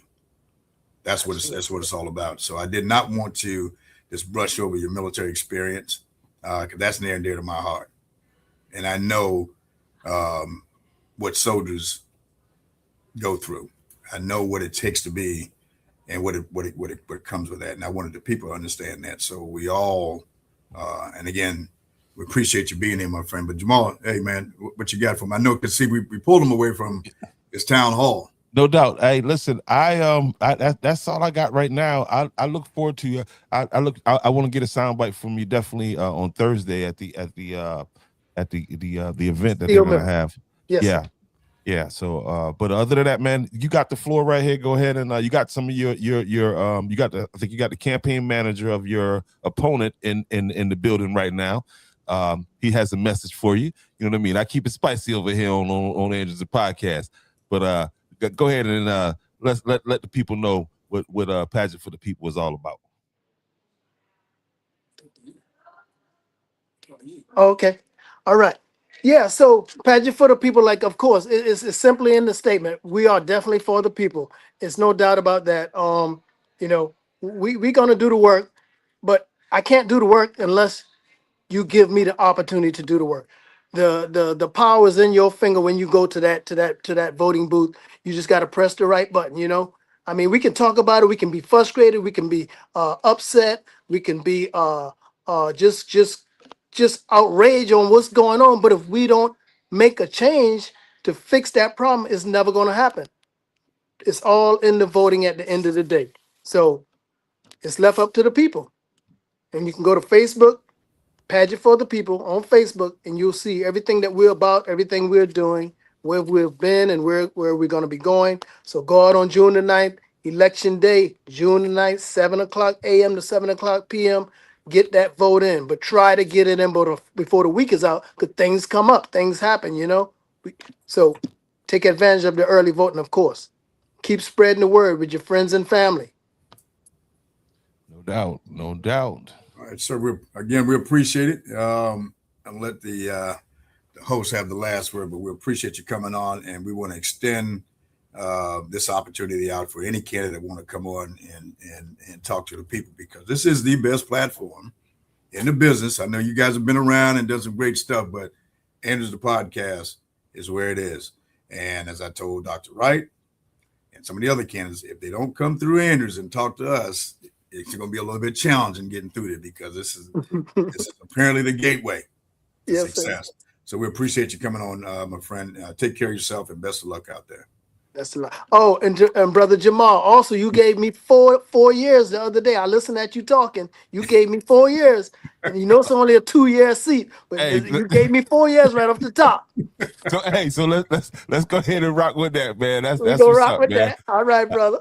Hey, I appreciate you. I look forward to meeting you on Thursday. Absolutely. Same here, brother. All right, no doubt. All right, man, and that's it. And listen, we the #1 podcast because y'all make us the #1 podcast. And you know why y'all make us the #1 podcast? Because y'all trust us. And that's why I ain't about to come up here and make up things, you know. Yeah, I want to look at extending my contract. I might want 2 days. No doubt. No, see, there you go. Hey, you know what? Consider it. Yes, I got a Thursday show. We need a time slot we need to fill in. You know what I mean? Oh man, hey, look, 2 great people. First of all, 2 great people we had on here tonight. And I'm sure they're going to do well, whatever capacity they're in. And so it's great to have them on tonight. But I think we got a young man who's going to put a bow on this thing. Oh yeah. Hey, listen, the timing couldn't be more like. It's almost as if I scripted this here. The Hollywood boys couldn't write a script this good right here, because apparently we have the audience that you know what I mean, that you were targeting in the viral video. Now let me cue this up first. First of all, guys, if you just getting here, this is Pastor Thomas Dixon out of Charleston, South Carolina, and he came on earlier and kind of got the stove on or whatever, and you know what I mean. And you have seen the 2 candidates, and they got us through. So right now, let me pull up this video, and then we're gonna have a conversation. This conversation is gonna start around this video, but it's gonna be about some things in politics. This conversation is going to cover race. So you can call me a racist because I'm talking about racial things. Okay, whatever. What else do we have in common? You know what I mean? But this conversation is not for the faint of heart, I should say. Again, we're not accusing anybody of anything. We're not going to attack anybody of anything like that, or you know what I mean? But and Jamal, not to cross you, but I would tell you it's important. Yes. That is discussed, because I mean, again, you look at the current field in South Carolina and the history, and it will show you that now you have a number of African American candidates and others, women, that have not entered in races like this, and people have a tendency to discount women and African Americans to be qualified to do these things. So I think what we more than likely will get to in this segment will kind of touch on some of those things. And I say to all of the people out there, get to know your candidates. You don't, voting for someone that looks like you or dressed like you is not cutting it. Okay? Or because I told you to. Discounting them because they look like you or don't, So we really got to get into it. And I think if I'm on track here, I think some of that's going to come out there, because it's important, because you have people will go to the booth and will select people for the wrong reasons, and then we get what we get. Okay, so I look forward to this conversation with Pastor Dixon here. Again, I know you well, and I appreciate everything you've been doing here, man, since I met you maybe 7-8 years ago, if not longer. and I've watched it. You are on the front line, my friend, and so what I expect to hear tonight, I know it won't be any different. So, Jamal. All right, let me get this pulled up here. Yeah, there it is right there. Bing, bong, bong. Let me share it to you guys so you all can see it. And then we'll get into this conversation right here. All right, here we go. Boom. Mullen McLeod, because anybody knows Mullen McLeod, you watch his campaign, okay? Watch his campaign. Watch his campaign team, okay? Oh, but he got backup, right? It's not just that he's doing this to these black communities, to black people in these black communities. He also got a black team, right? He got Quadro Campbell. He got Wendell Gilliard. He got Elder James Johnson. He got Donald Gilliard from up in Oregon, right? He got all of these black folks standing up for him. He said, Mullins is the greatest thing since sliced white bread. Again, okay? Black folks been. Hey, listen. Listen, the sliced white bread, that killed me. I'm gonna tell you that right now. The sliced bread is one thing, but the sliced white bread, man, listen, I almost fell through the floor. But all right, so Pastor Dixon, welcome back. Let's get right into it. What inspired that video? Before I do that, let me preface this by saying that video came from the Carolina Courier, who is currently in the chat room. In the chat, yes. The Carolina Courier, if you don't know, is a white supremacist. Okay, so he kind of follows the stuff that I do, and in order to take it, twist it in his way, in his inimitable way, in order to trigger his base out there, because they just don't like Pastor Dixon. And that's why I said what I said, because I saw where they had been like they got you framed as a racist. Yeah, absolutely. But that's par for the course with him. But it's all right. You know, I don't have no ill will toward him whatsoever. You know, but, no doubt. To each his own. I got work to do. But the whole situation was, you know, I've been watching how these campaigns have been running. The three gubernatorial candidates, Jermaine Johnson, Billy Webster, and Mullins McLeod. And as I'm watching the campaigns, I see a trend going with the two white candidates. They have this thing, and I hate to jump into the racial aspect of it, but for me as a black man, not just as Pastor Dixon or a community advocate or somebody that's been fighting for black issues, but for many black people who have responded to what I said, they've seen the advertisements out here, they've seen the teams that are with them, and they've noticed themselves that why are they pushing this black image? It's a targeting. They're using black faces in order to influence the black community to think that them as white people, that they're all right. Trust them. Now, while I was sitting there waiting to come on, I did a little Google search. I typed in white politicians using black people to gain black voters. And of course it came up, it said the title, Leveraging Black Elite Endorsements. And it read, now I didn't make this up. It read, to establish authenticity and build a bridge to the community, white politicians routinely seek the validation of prominent black civil rights leaders, local pastors, or legacy politicians. For example, white candidates in competitive Southern or metropolitan races historically lean heavily on the endorsement and narratives of black icons to absorb their community credibility. I didn't write that. But when I stop and I look at Mullins McLeod's team, the team that he assembled, headed up by Quadro Campbell, headed up by Wendell Gilliard, headed up by Elder Johnson, headed up by Donald Gilliard, prominent black figures in the community that the black community trusts and respects. And let me underscore this by the fact that they're all being very well paid. Well, I don't know about Gilliard. I got the receipts on the other three, but I don't have the receipts necessarily on Gilliard. I got the receipts on Gilliard on the mayor of Charleston on that race. I got those receipts, just not these new ones. But when we look at this, I mean, Google, why does Google know this? And there are people who are questioning what I said as far as what they're doing, using black faces in order to influence black voters in order to vote for the white candidate, especially when it comes to Mullins McLeod. Now, not only is Mullins, and I'll get to Billy Webster shortly also, because not only does Mullins have this black team of influential black people going into black communities, he's going specifically into black communities. That's all the videos I've seen of him. Listen, I travel the state a lot. I was up in Winsboro the other day, black, strong black area, and he's got that area flooded. I was looking today in the areas that they went through, Pageland and a couple of these different areas, and and the names, some of the names that you said are right there. They're ushering him through.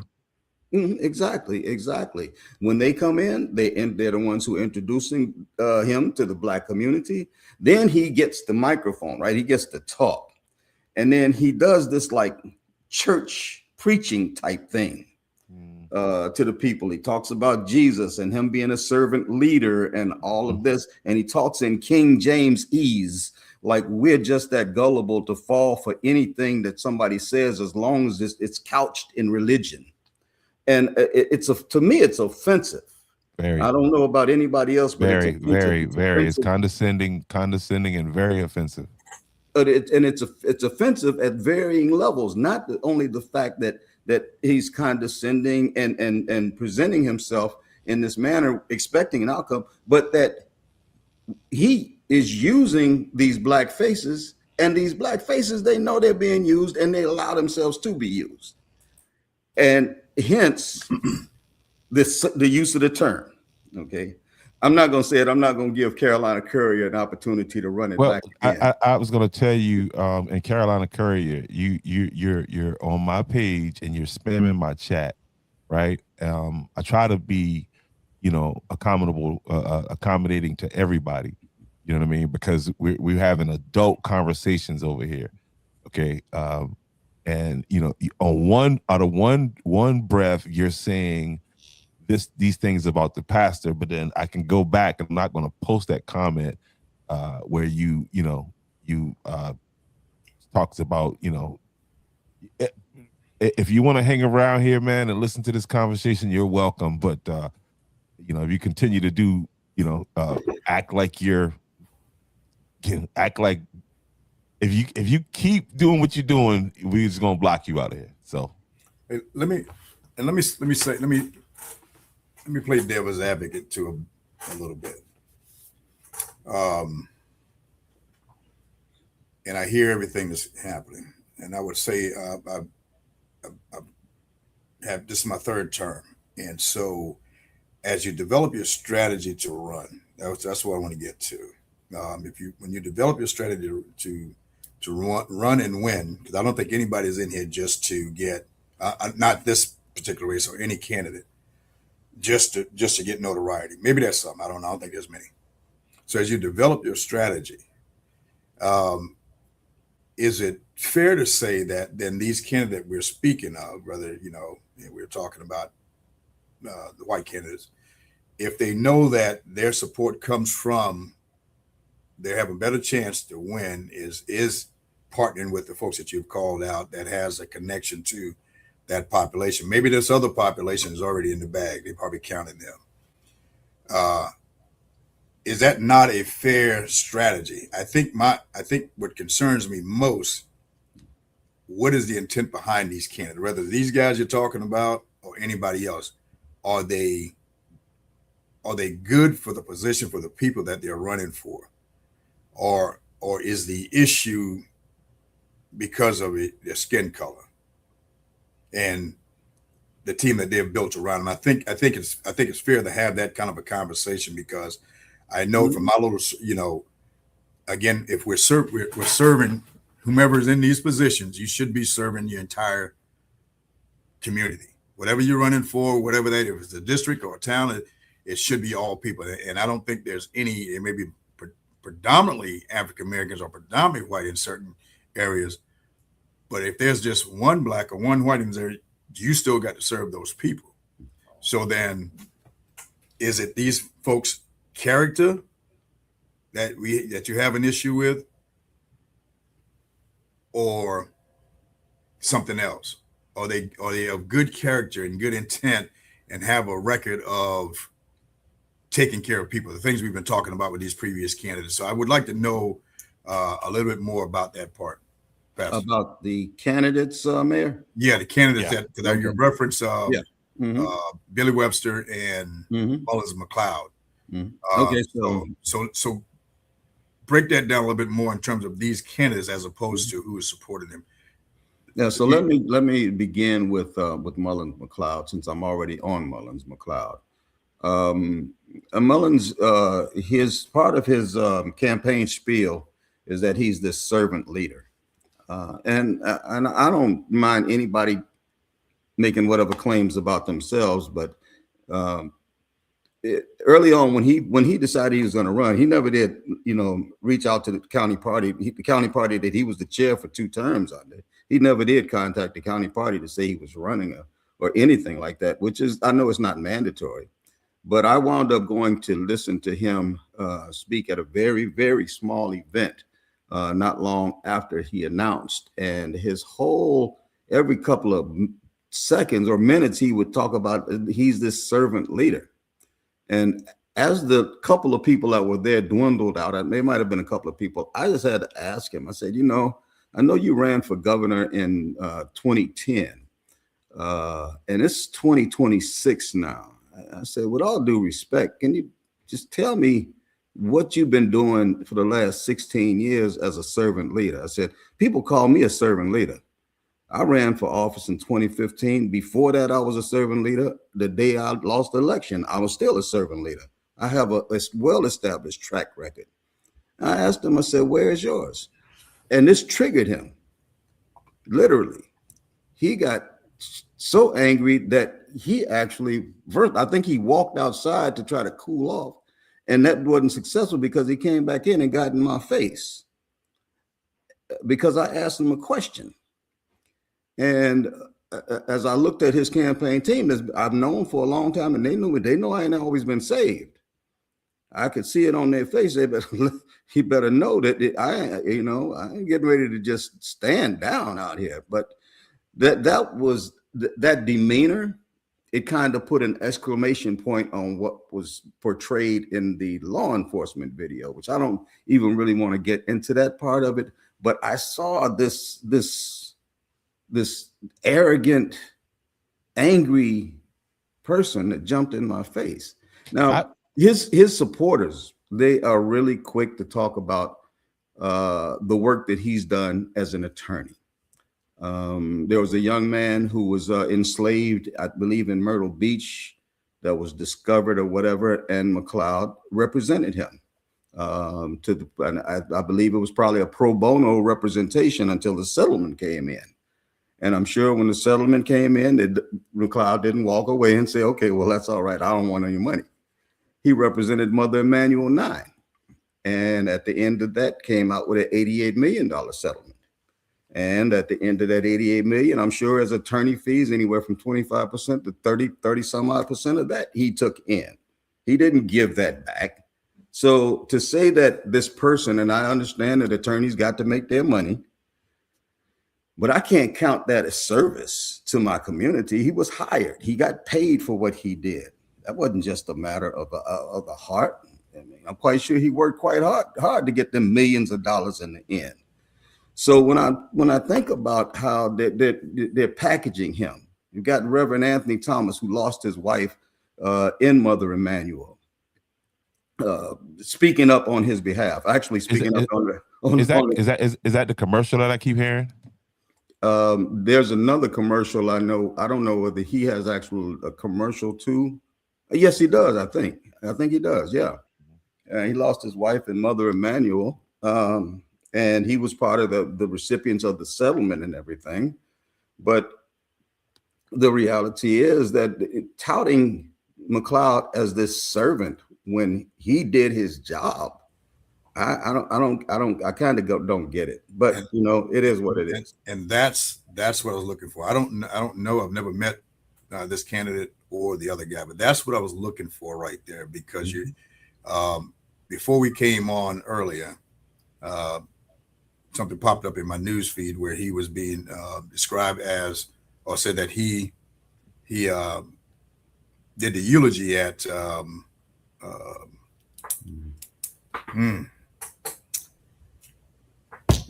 now his name escapes me, and I was there.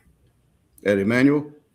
No, not at Emmanuel. That was Jesse Jackson. So he eulogized. That's not true. And that was coming from another pastor speaking to a group of people that wasn't shown on the video. But that guy said that it is because of that he's going to rally up all of the pastors to make sure that they. So to your point, that's what I wanted to make sure that people understand. What I understood is the reason behind it. And you're right. If it's paid, if you're getting paid for this, it's different from being you're just a servant doing great things to help people in need. And there's nothing wrong with, but you can't, confuse the two. No. And I think, and again, that's the importance of us getting to understand this level about every candidate that is looking for your vote. Is understanding that piece. So I appreciate that. And because I didn't want people to walk away. I didn't want to walk away thinking that it was a race thing. And it's really the content and the messages, the messaging that is going out now, how people, any candidate, not just these two or anybody else, is peeling that back and helping them understand, because people will be influenced by these shows. People will be influenced by these conversations. And we want just put it out on the table what what it is we're dealing with. So I appreciate that, and that does make a difference. Well, when we stop and we think about with that campaign specifically, it's flooded our black media markets, our radio markets, and things of that sort. He's flooded it. And specifically the black media.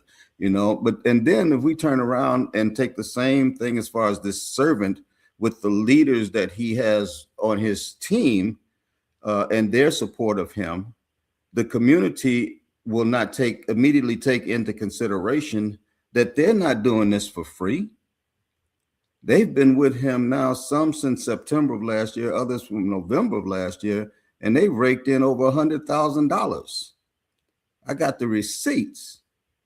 Some of them since January have pulled in $20,000. Hey, and they got the uniforms.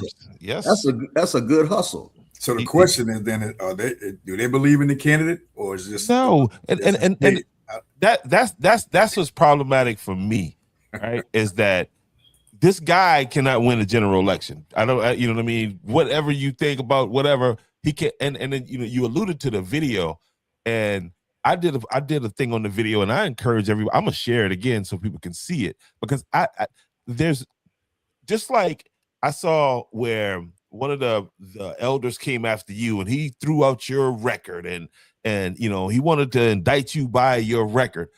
But this man talking about running for the highest seat in the state in the back seat of a police car, naked, screaming some outlandish stuff.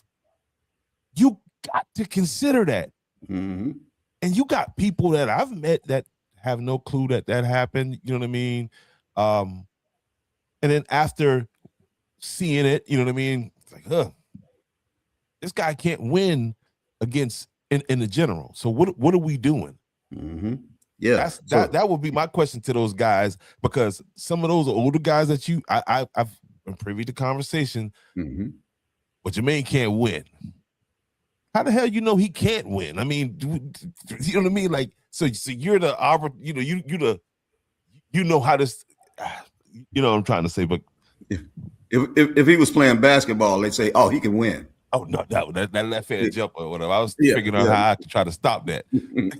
See, that's let me. But go ahead, sir. Please. Let me connect that comment that was made about my criminal record by Elder Johnson.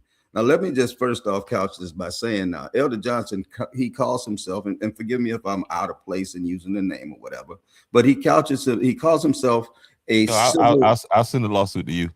Okay, thank you. Thank you, because I got the receipts. I got the receipts, unless they can pay the judge off. I got the receipts. But he calls himself a civil rights leader. Now, that post that he made disparaging me, which was 99% lies anyway, he posted it on the Carolina Courier's Facebook page, on the white supremacist Facebook page. So now you got the black civil rights leader running to the white supremacists to tell the white supremacists on his page about the black civil rights leader. That's like MLK going to the KKK to talk about Malcolm X. Hey, what they say, politics makes for strange bedfellows. Man, that's insane. That's insane. And then if you really know anything about the Carolina Courier, the exact things that Johnson said, those are the things that the his name is Tyler Bessinger, okay?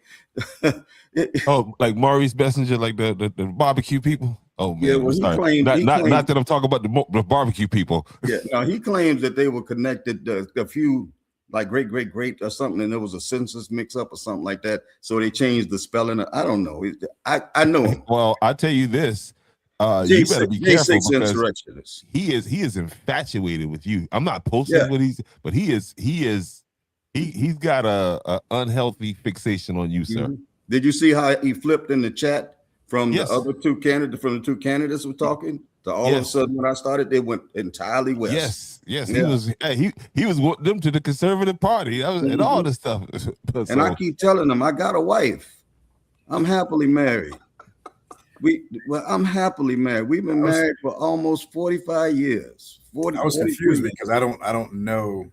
When I saw the earlier comments, I'm like, I didn't know who, what that was about. And I thought it was a good thing, but now I understand the rest of the story. Yeah, he was nice to make sure more. Yeah, we want to make sure that the show is informative and we speak the truth. Well, another sad part about it, very quickly though, is that we're speaking about Reverend Anthony Thompson. He put a video on that same chat there with the Carolina Courier, the same place where Elder put his at, a video, I guess, rebuking me more or less. Okay, but I guess he doesn't realize that the Carolina Courier is one of the original starters of the Confederate flagging down on the Battery every Sunday, 2 miles, not long after Mother Emanuel, to support his Southern heritage. Okay, now he's posting on that same person's social media talking about me. And the Confederate flag had a whole lot to do with him losing his wife. So I think earlier when we were talking about this balance between clergy and politicians or politics, this is pretty interesting. Yeah, this is all surprise to me and disturbing at the same time. Man, yeah, I didn't know. I guess I'm gonna have to pay attention to what's happening outside the. It's a targeting. It's a targeting. I don't. I wish that Mullins McLeod. This doesn't have anything to do with my support of the other candidate.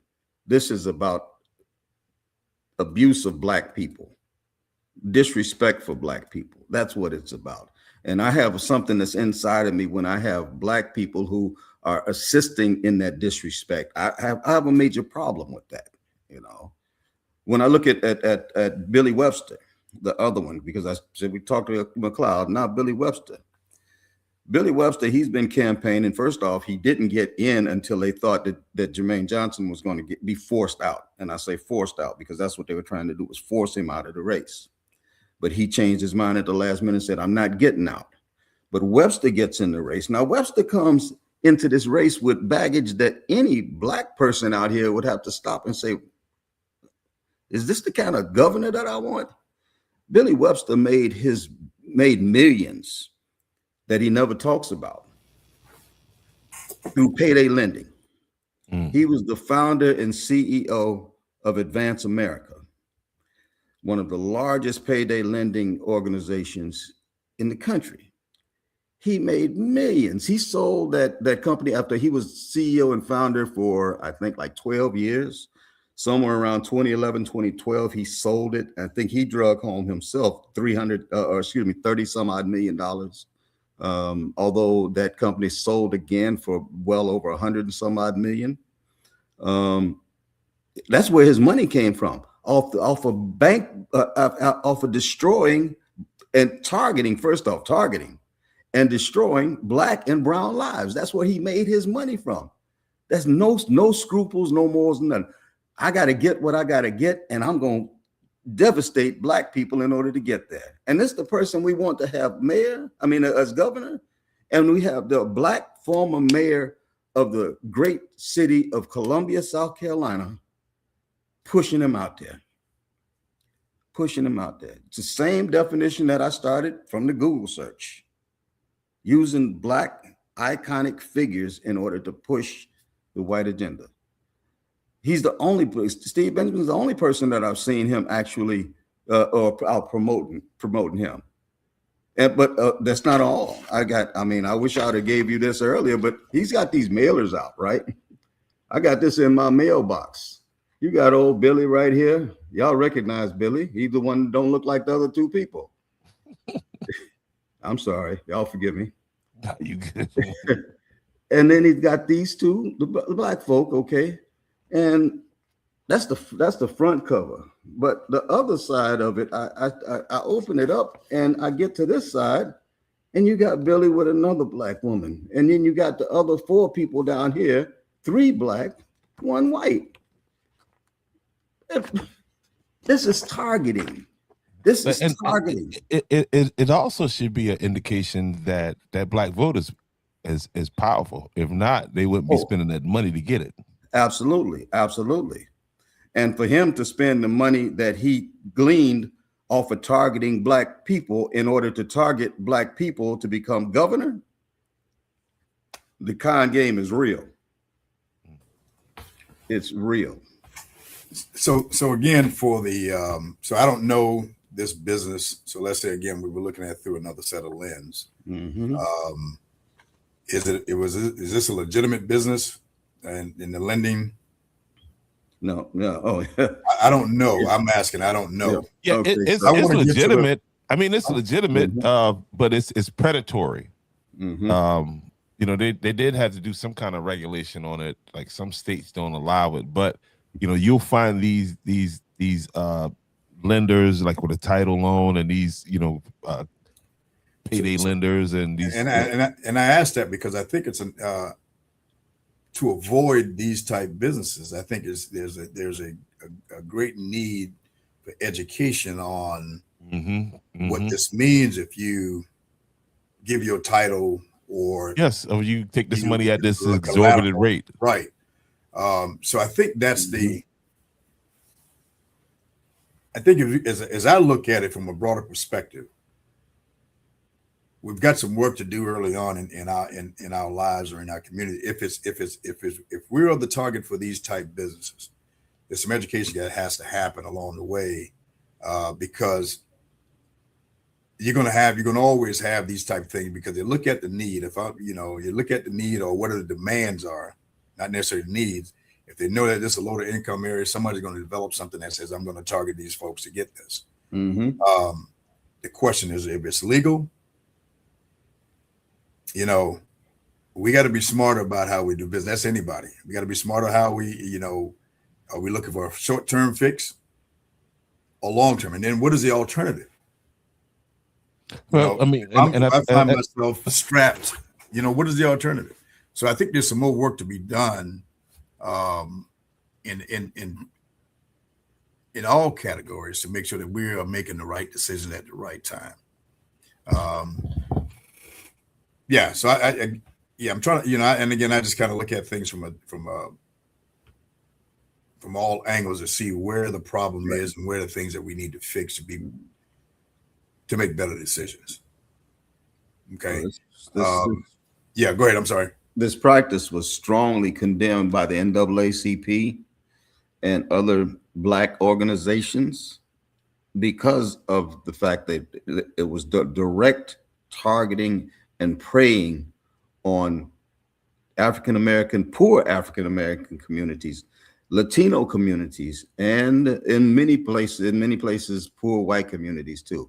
But they flooded the communities with this promise: you can get money today, that you got to pay us back next week.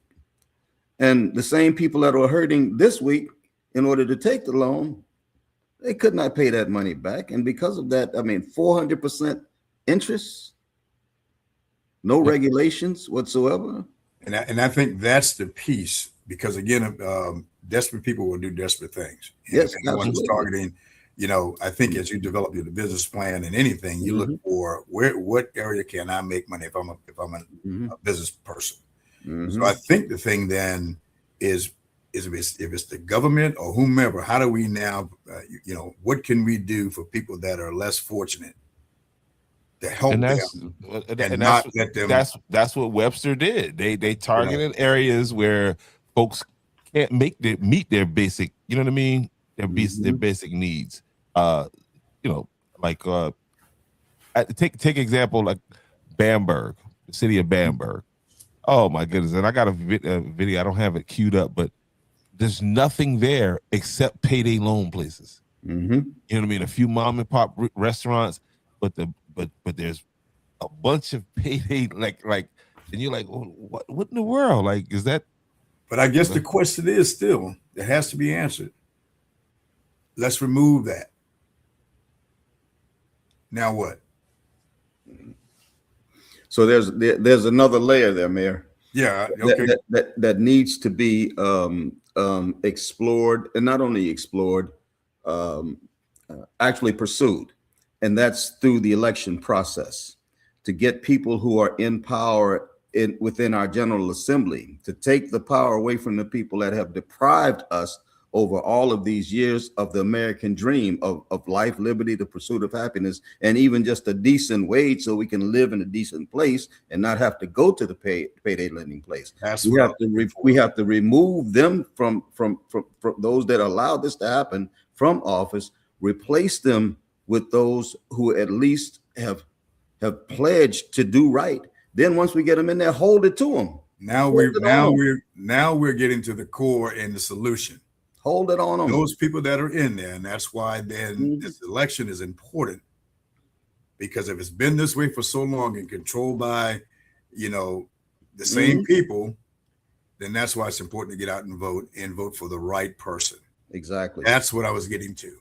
Exactly. Because we can knock a person for making and again, if it's not criminal and it's legal, that's it. You can't. It's like marijuana. If it's legal in it, I don't deal with it. I don't like it, but it's legalized and people are jumping on it. So the same thing with this type business or any others that go into a deprived community. Then how is the government shaping this? How are the people in the government shaping this thing to make sure that people who have is less fortunate can't get there? How do they survive without losing everything? And that's what I was getting to. So it comes back to the people that we're putting into these places that are creating these policies and these laws that are really the thing that's suppressing our people. Exactly. And we can't open up the door for further oppression by following a trail that's being led by those who are basically just trying to profit for themselves.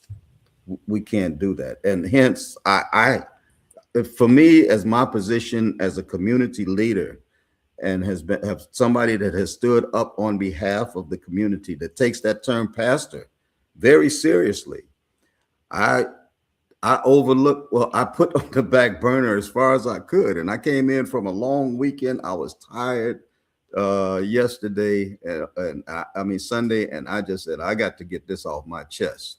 This is the day. I gotta say something, And the irony is, and full transparency, I've known these folks for a long time, have worked with them in the past, but many people will understand if I distance myself from somebody, there's a good reason.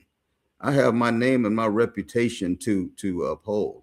I mean, after 30 years of alcohol and drug addiction, coming out the prison system in 2001 on the path that I've been since then, Johnson talked about my history, my criminal background. That was all before 2001. That was all before 2000, as a matter of fact.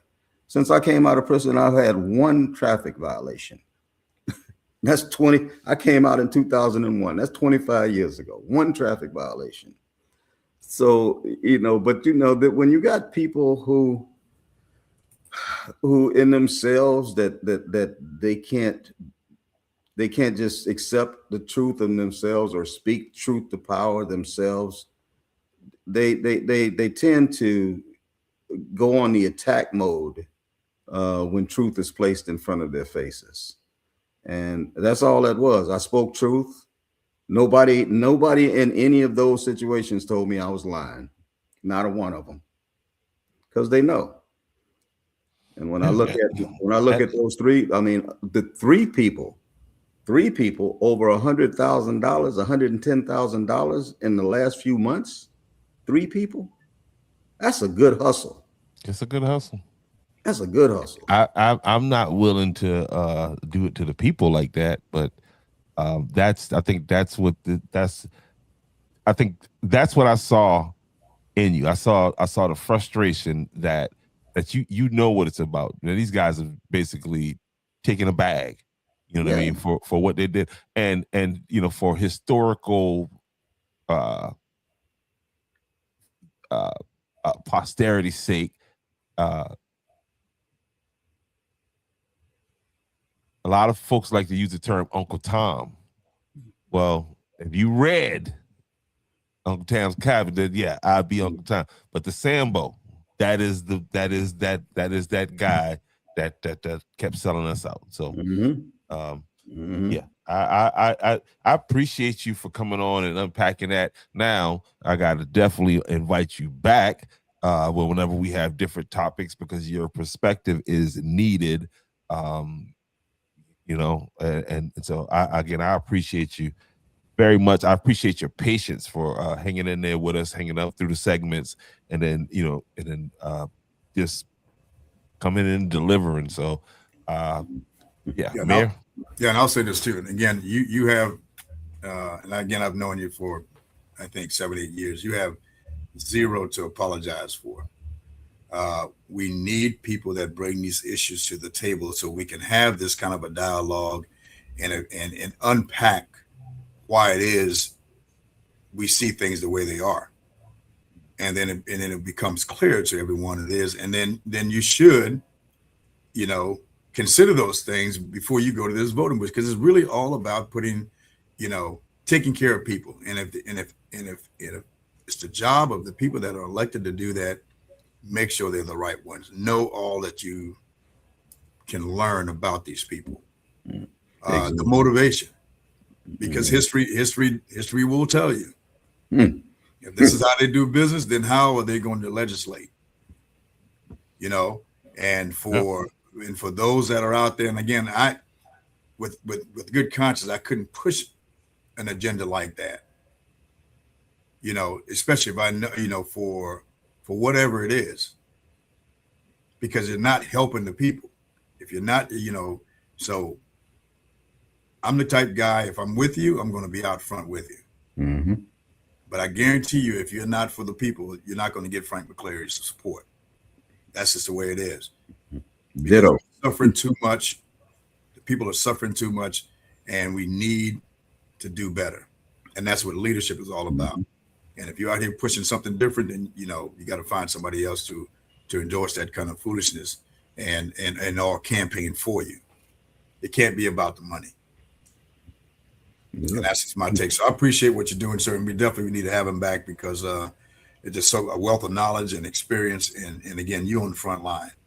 So stay the course, because we got a long way to go here in the rest of this week and next week with the primary voting. It's important. And if people don't understand when they listen to these candidates tonight what it's really about, It'll be a missed opportunity. Absolutely. So I appreciate it, sir. And I hope, before I check out, I just hope that with those that are involved with that they'll just stop and take a good look at themselves. Now, this is a junction where we're at, and because it hasn't been exposed like this before. My sincere hope was always that they would come to their senses and just stop doing this. So now that it's out there, maybe they will just stop and say, well, I need to stop doing that. Keep the money, keep the man money. I'm just going to say, keep the man money. That's all right. Don't get it back. Just stop. But stop playing the people like this. That's all. Just stop, and start anew. So if you have to put a pin on it, who are you most frustrated with? Is it the candidate or the people that supporting the candidate is trusted by the people in the community? Well, I love that question there. Yeah, I'm more frustrated by the people that are supposed to be representing the community, but are really misrepresenting the community. No doubt. Well That's said. my biggest frustration. Well said.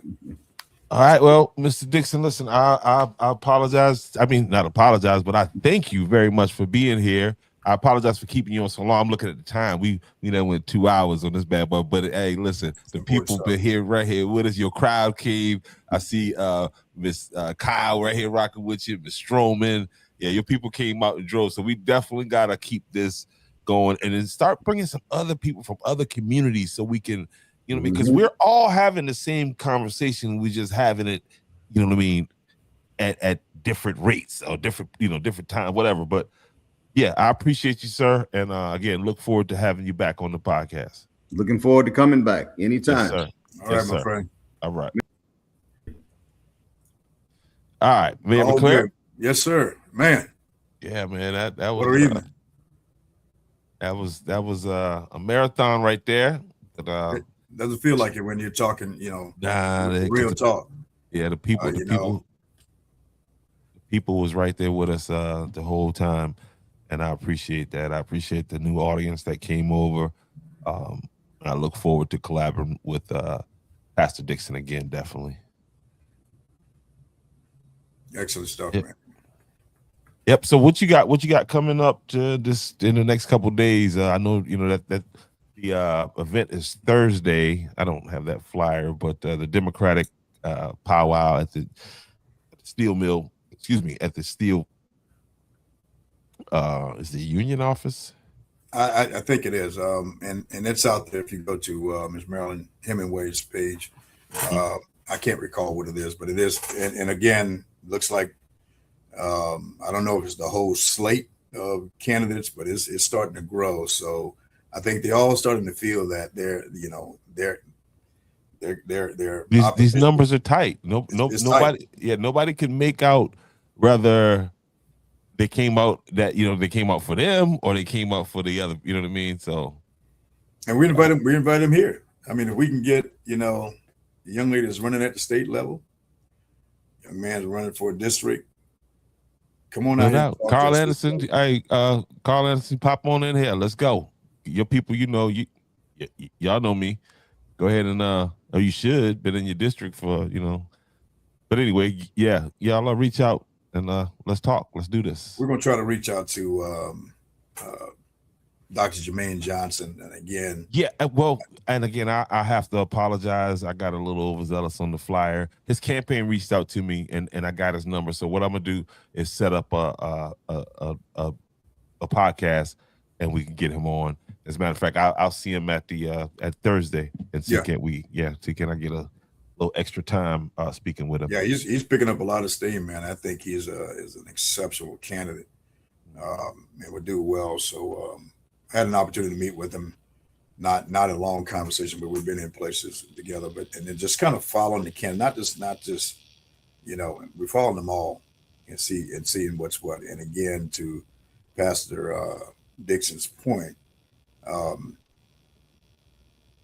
let's push the right message to the people. Don't deceive them or mislead them on someone, because when this thing is over and that person who is not for the people in that seat, nothing's going to change.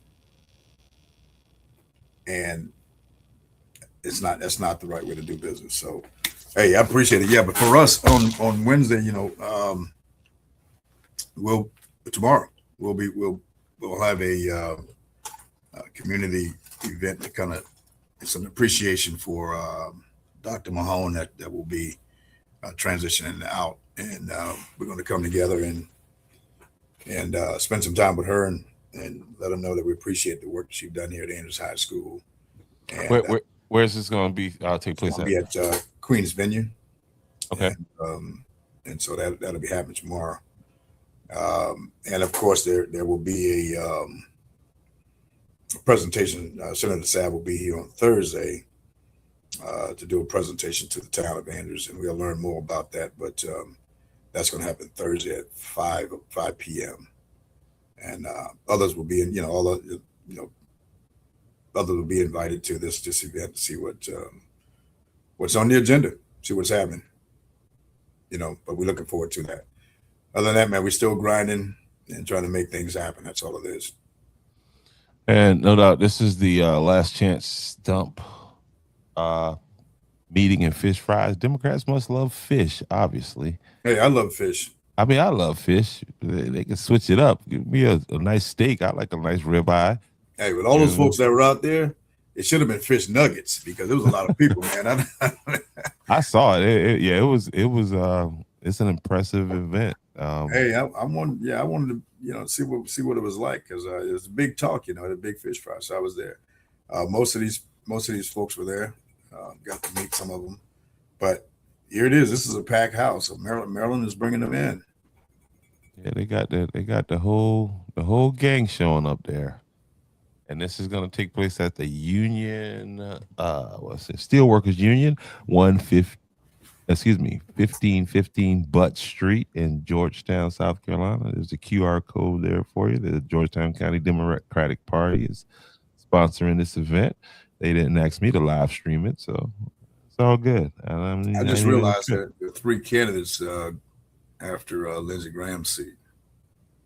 Yeah, which is a very important seat there. You got Brandon Brown, who was on the podcast here, and then you got Dr. Yeah, he did. He was on the show.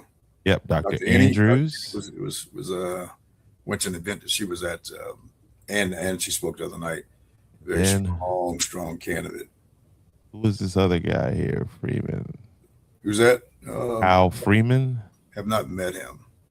Oh, yeah. Well, and it looks like there's only one candidate for seventh congressional district.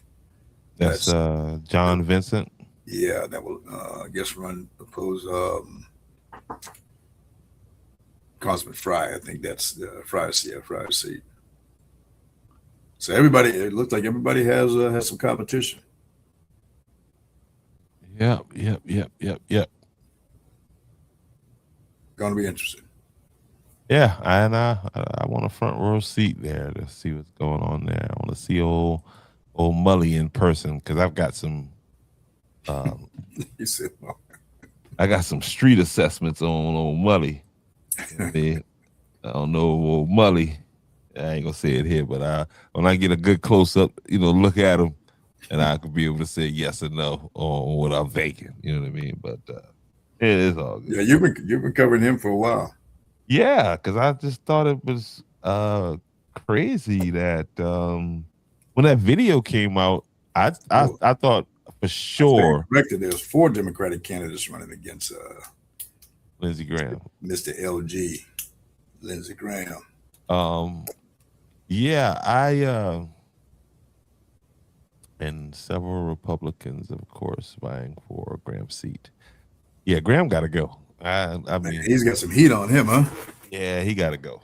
He's probably the most sought after. Speaking of targeted, oh my God, he's 4 from the Democratic side and others. Should be good. So don't, again, please go get registered to vote. We talk about voting, but if you're not registered, you've already missed this opportunity.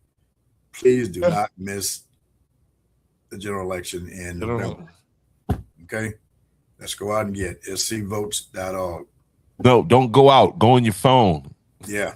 Don't go nowhere. Go pick up your phone. Pick up that smartphone and register. You know, we need, I don't know, what can we do to get people energized is that, you know, come on the show, you show your voter's registration card, you get a handful of candy. I don't know, something to motivate folks, man, because $20 gas. Yeah, because there are a lot of, I can't afford that. Because if you look at the number of people that did not vote last time, I mean, there's a ton. I think it was 300,000. I know somebody out there got those numbers of people have not voted. Imagine how that can swing an election.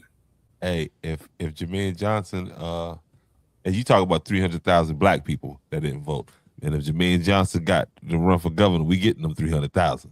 It's gonna happen. It's gonna happen. You know what I mean? It's gonna happen. Ballots and precincts that okay. All right. Yeah. I mean, we have to. And again, I'll tell the story again. Young lady who's voted since she was 18 years old, recently, before the primary started, she wasn't even on the books as being registered. Now she fixed it, but again, go check your stuff. Now, I voted. Where's my? I voted. Okay. So let's make that some kind of a bragging right. Challenge your friend, to voting, getting registered, and all that other good stuff. Good night. I really enjoy this podcast. Who's with Cynthia Smalls? Well, good. Yes, ma'am. Good. Glad you joined us. Yeah. 300,000 haven't voted since the 2012 presidential election. That's crazy. Hey, let's go ahead and make Jermaine Johnson the candidate, and I bet you we'll get 280,000 of them. Hey, Jermaine is on it, man. He's making ground. Sylvia, is doing great. Yeah, listen. She impressed me tonight, and I ain't even gonna front.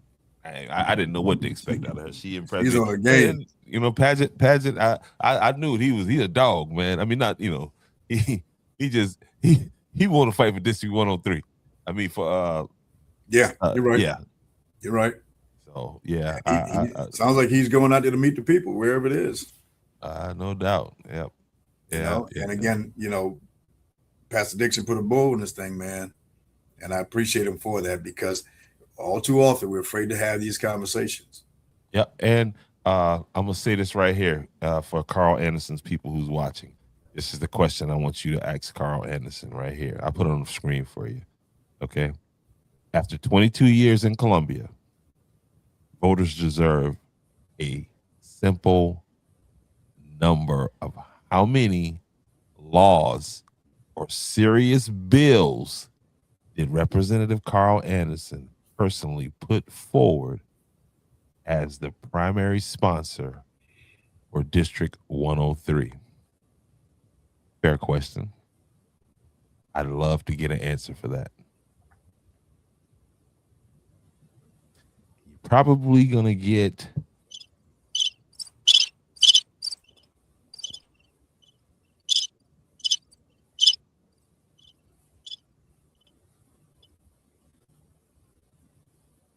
Did you hear the cricket sounds? I heard him. Oh, okay. It got quiet. Yeah. I got to give the host his moment to do his thing. Certain things I stay neutral, and but I don't want to hinder people from expressing. I can't, and so certain things I stay neutral. But I did hear the crickets. No doubt. But yeah, so tomorrow, man, I get down there. Hopefully, I should have some Wi-Fi. Be able to get that. Yeah, I think they have that. That's in that building. Okay, if they got it, then we in there. Yeah, I'm gonna break bread with Dr. Mahone, man. Hardworking lady, man. No doubt. Let's see what South Carolina voted on the first day early. I can't see it. I don't know if it's my screen. Right, so over 57,000 South Carolinians voted on the first day of early voting. The previous record was 23,000. South Carolina showed up and showed out on day one. Yeah, But that's so just the first step. that's just the It's that's about just the first momentum. round. That's the Yeah. first round of the playoff right there. Hopefully every day was that, again, people getting out to exercise their vote, because if you're not paying attention, Civil Rights Acts of Voting Rights Acts of 1965 is being chopped down. Lesson, so get out there and exercise your right, man. That's what it's all about. Hey, appreciate it. Yep. Got a little bit more work to do tonight before I can call it the evening, but this is important, man. If you're not involved, people out there, if you're not involved in this process, shame on you. Not just voting, but talking to people. Because not everybody is on this podcast, obviously, but helping them understand the importance. My little angel back there behind me, man, she's 17 now, so I know she's already trying to stage walkouts at the school, but she, good thing she graduated. She's protested. She don't like the current environment, so I know as soon as she turns 18. Man, they protesting out there where my daughter lives at in Columbia. That incident happened over, she lives in an apartment complex back behind where they found a young man not guilty. Yeah. And so hopefully the protesters got the message that the man had already sold the building. So I saw something online where they said they found his house. Hopefully they didn't do that. But that's one of the things I saw it posted. We complain about verdicts, but when it's time to stand for jury duty, we do whatever we can to get out of it. So it's just like voting, you know what I mean? We complain about it. What are you doing when it's your turn? That's yeah, you can't be discouraged, man. It may make it a little tighter for you, but go get it. No doubt. Do the right thing. So we got another number here. the numbers coming out, boy. 9,727 votes total for 1 week of early voting. Let's go. No doubt. Let's go. And in South Carolina, we can be the leaders in this country. We have an opportunity now to do some historical things. So let's be a part of that. I was mad. I went out the second day. I went out Tuesday. So Monday was the historic day with the 57,000. I wanted to be in the numbers. I went Tuesday. I'm a procrastinator. I'm just going to keep it real with you. No, we don't want to put that in the atmosphere. No. Don't follow me. You know See, what I mean? you're gonna go. Yeah, those I'm who going procrastinate. Yeah, don't. Yeah, go and get your early vote in, and it's done. You feel what I'm saying? See, please. You're dedicated to it. I know. And I live less than a mile from the voting booth. Yeah. So the rest of us who will get busy and forget, do it while it's on your mind. Oh, he's supposed to vote today? Yeah, today. He's supposed to vote. Yeah, come on, people. All right, so we got the rest of this week up to Friday, but June 9th is the big day. No doubt. And I just want to keep you guys up on it. If you're here in South Carolina, you might want to listen to this. Termites don't need an invitation. In South Carolina, the pressure is real. Warm weather, moisture, crawl spaces, wood-to-ground contact. That's the perfect setup for termite activity. By the time you see the damage, they may have been there for months or years. Softwood, mud tubes, hollow spots, hidden damage. Don't wait until the repair bill tells the story. Schedule a termite inspection today. Palmetto Pest Control, LLC. Veteran-owned, local certified. Protect the structure. Protect the investment. Visit www.bedbugheatkill.com.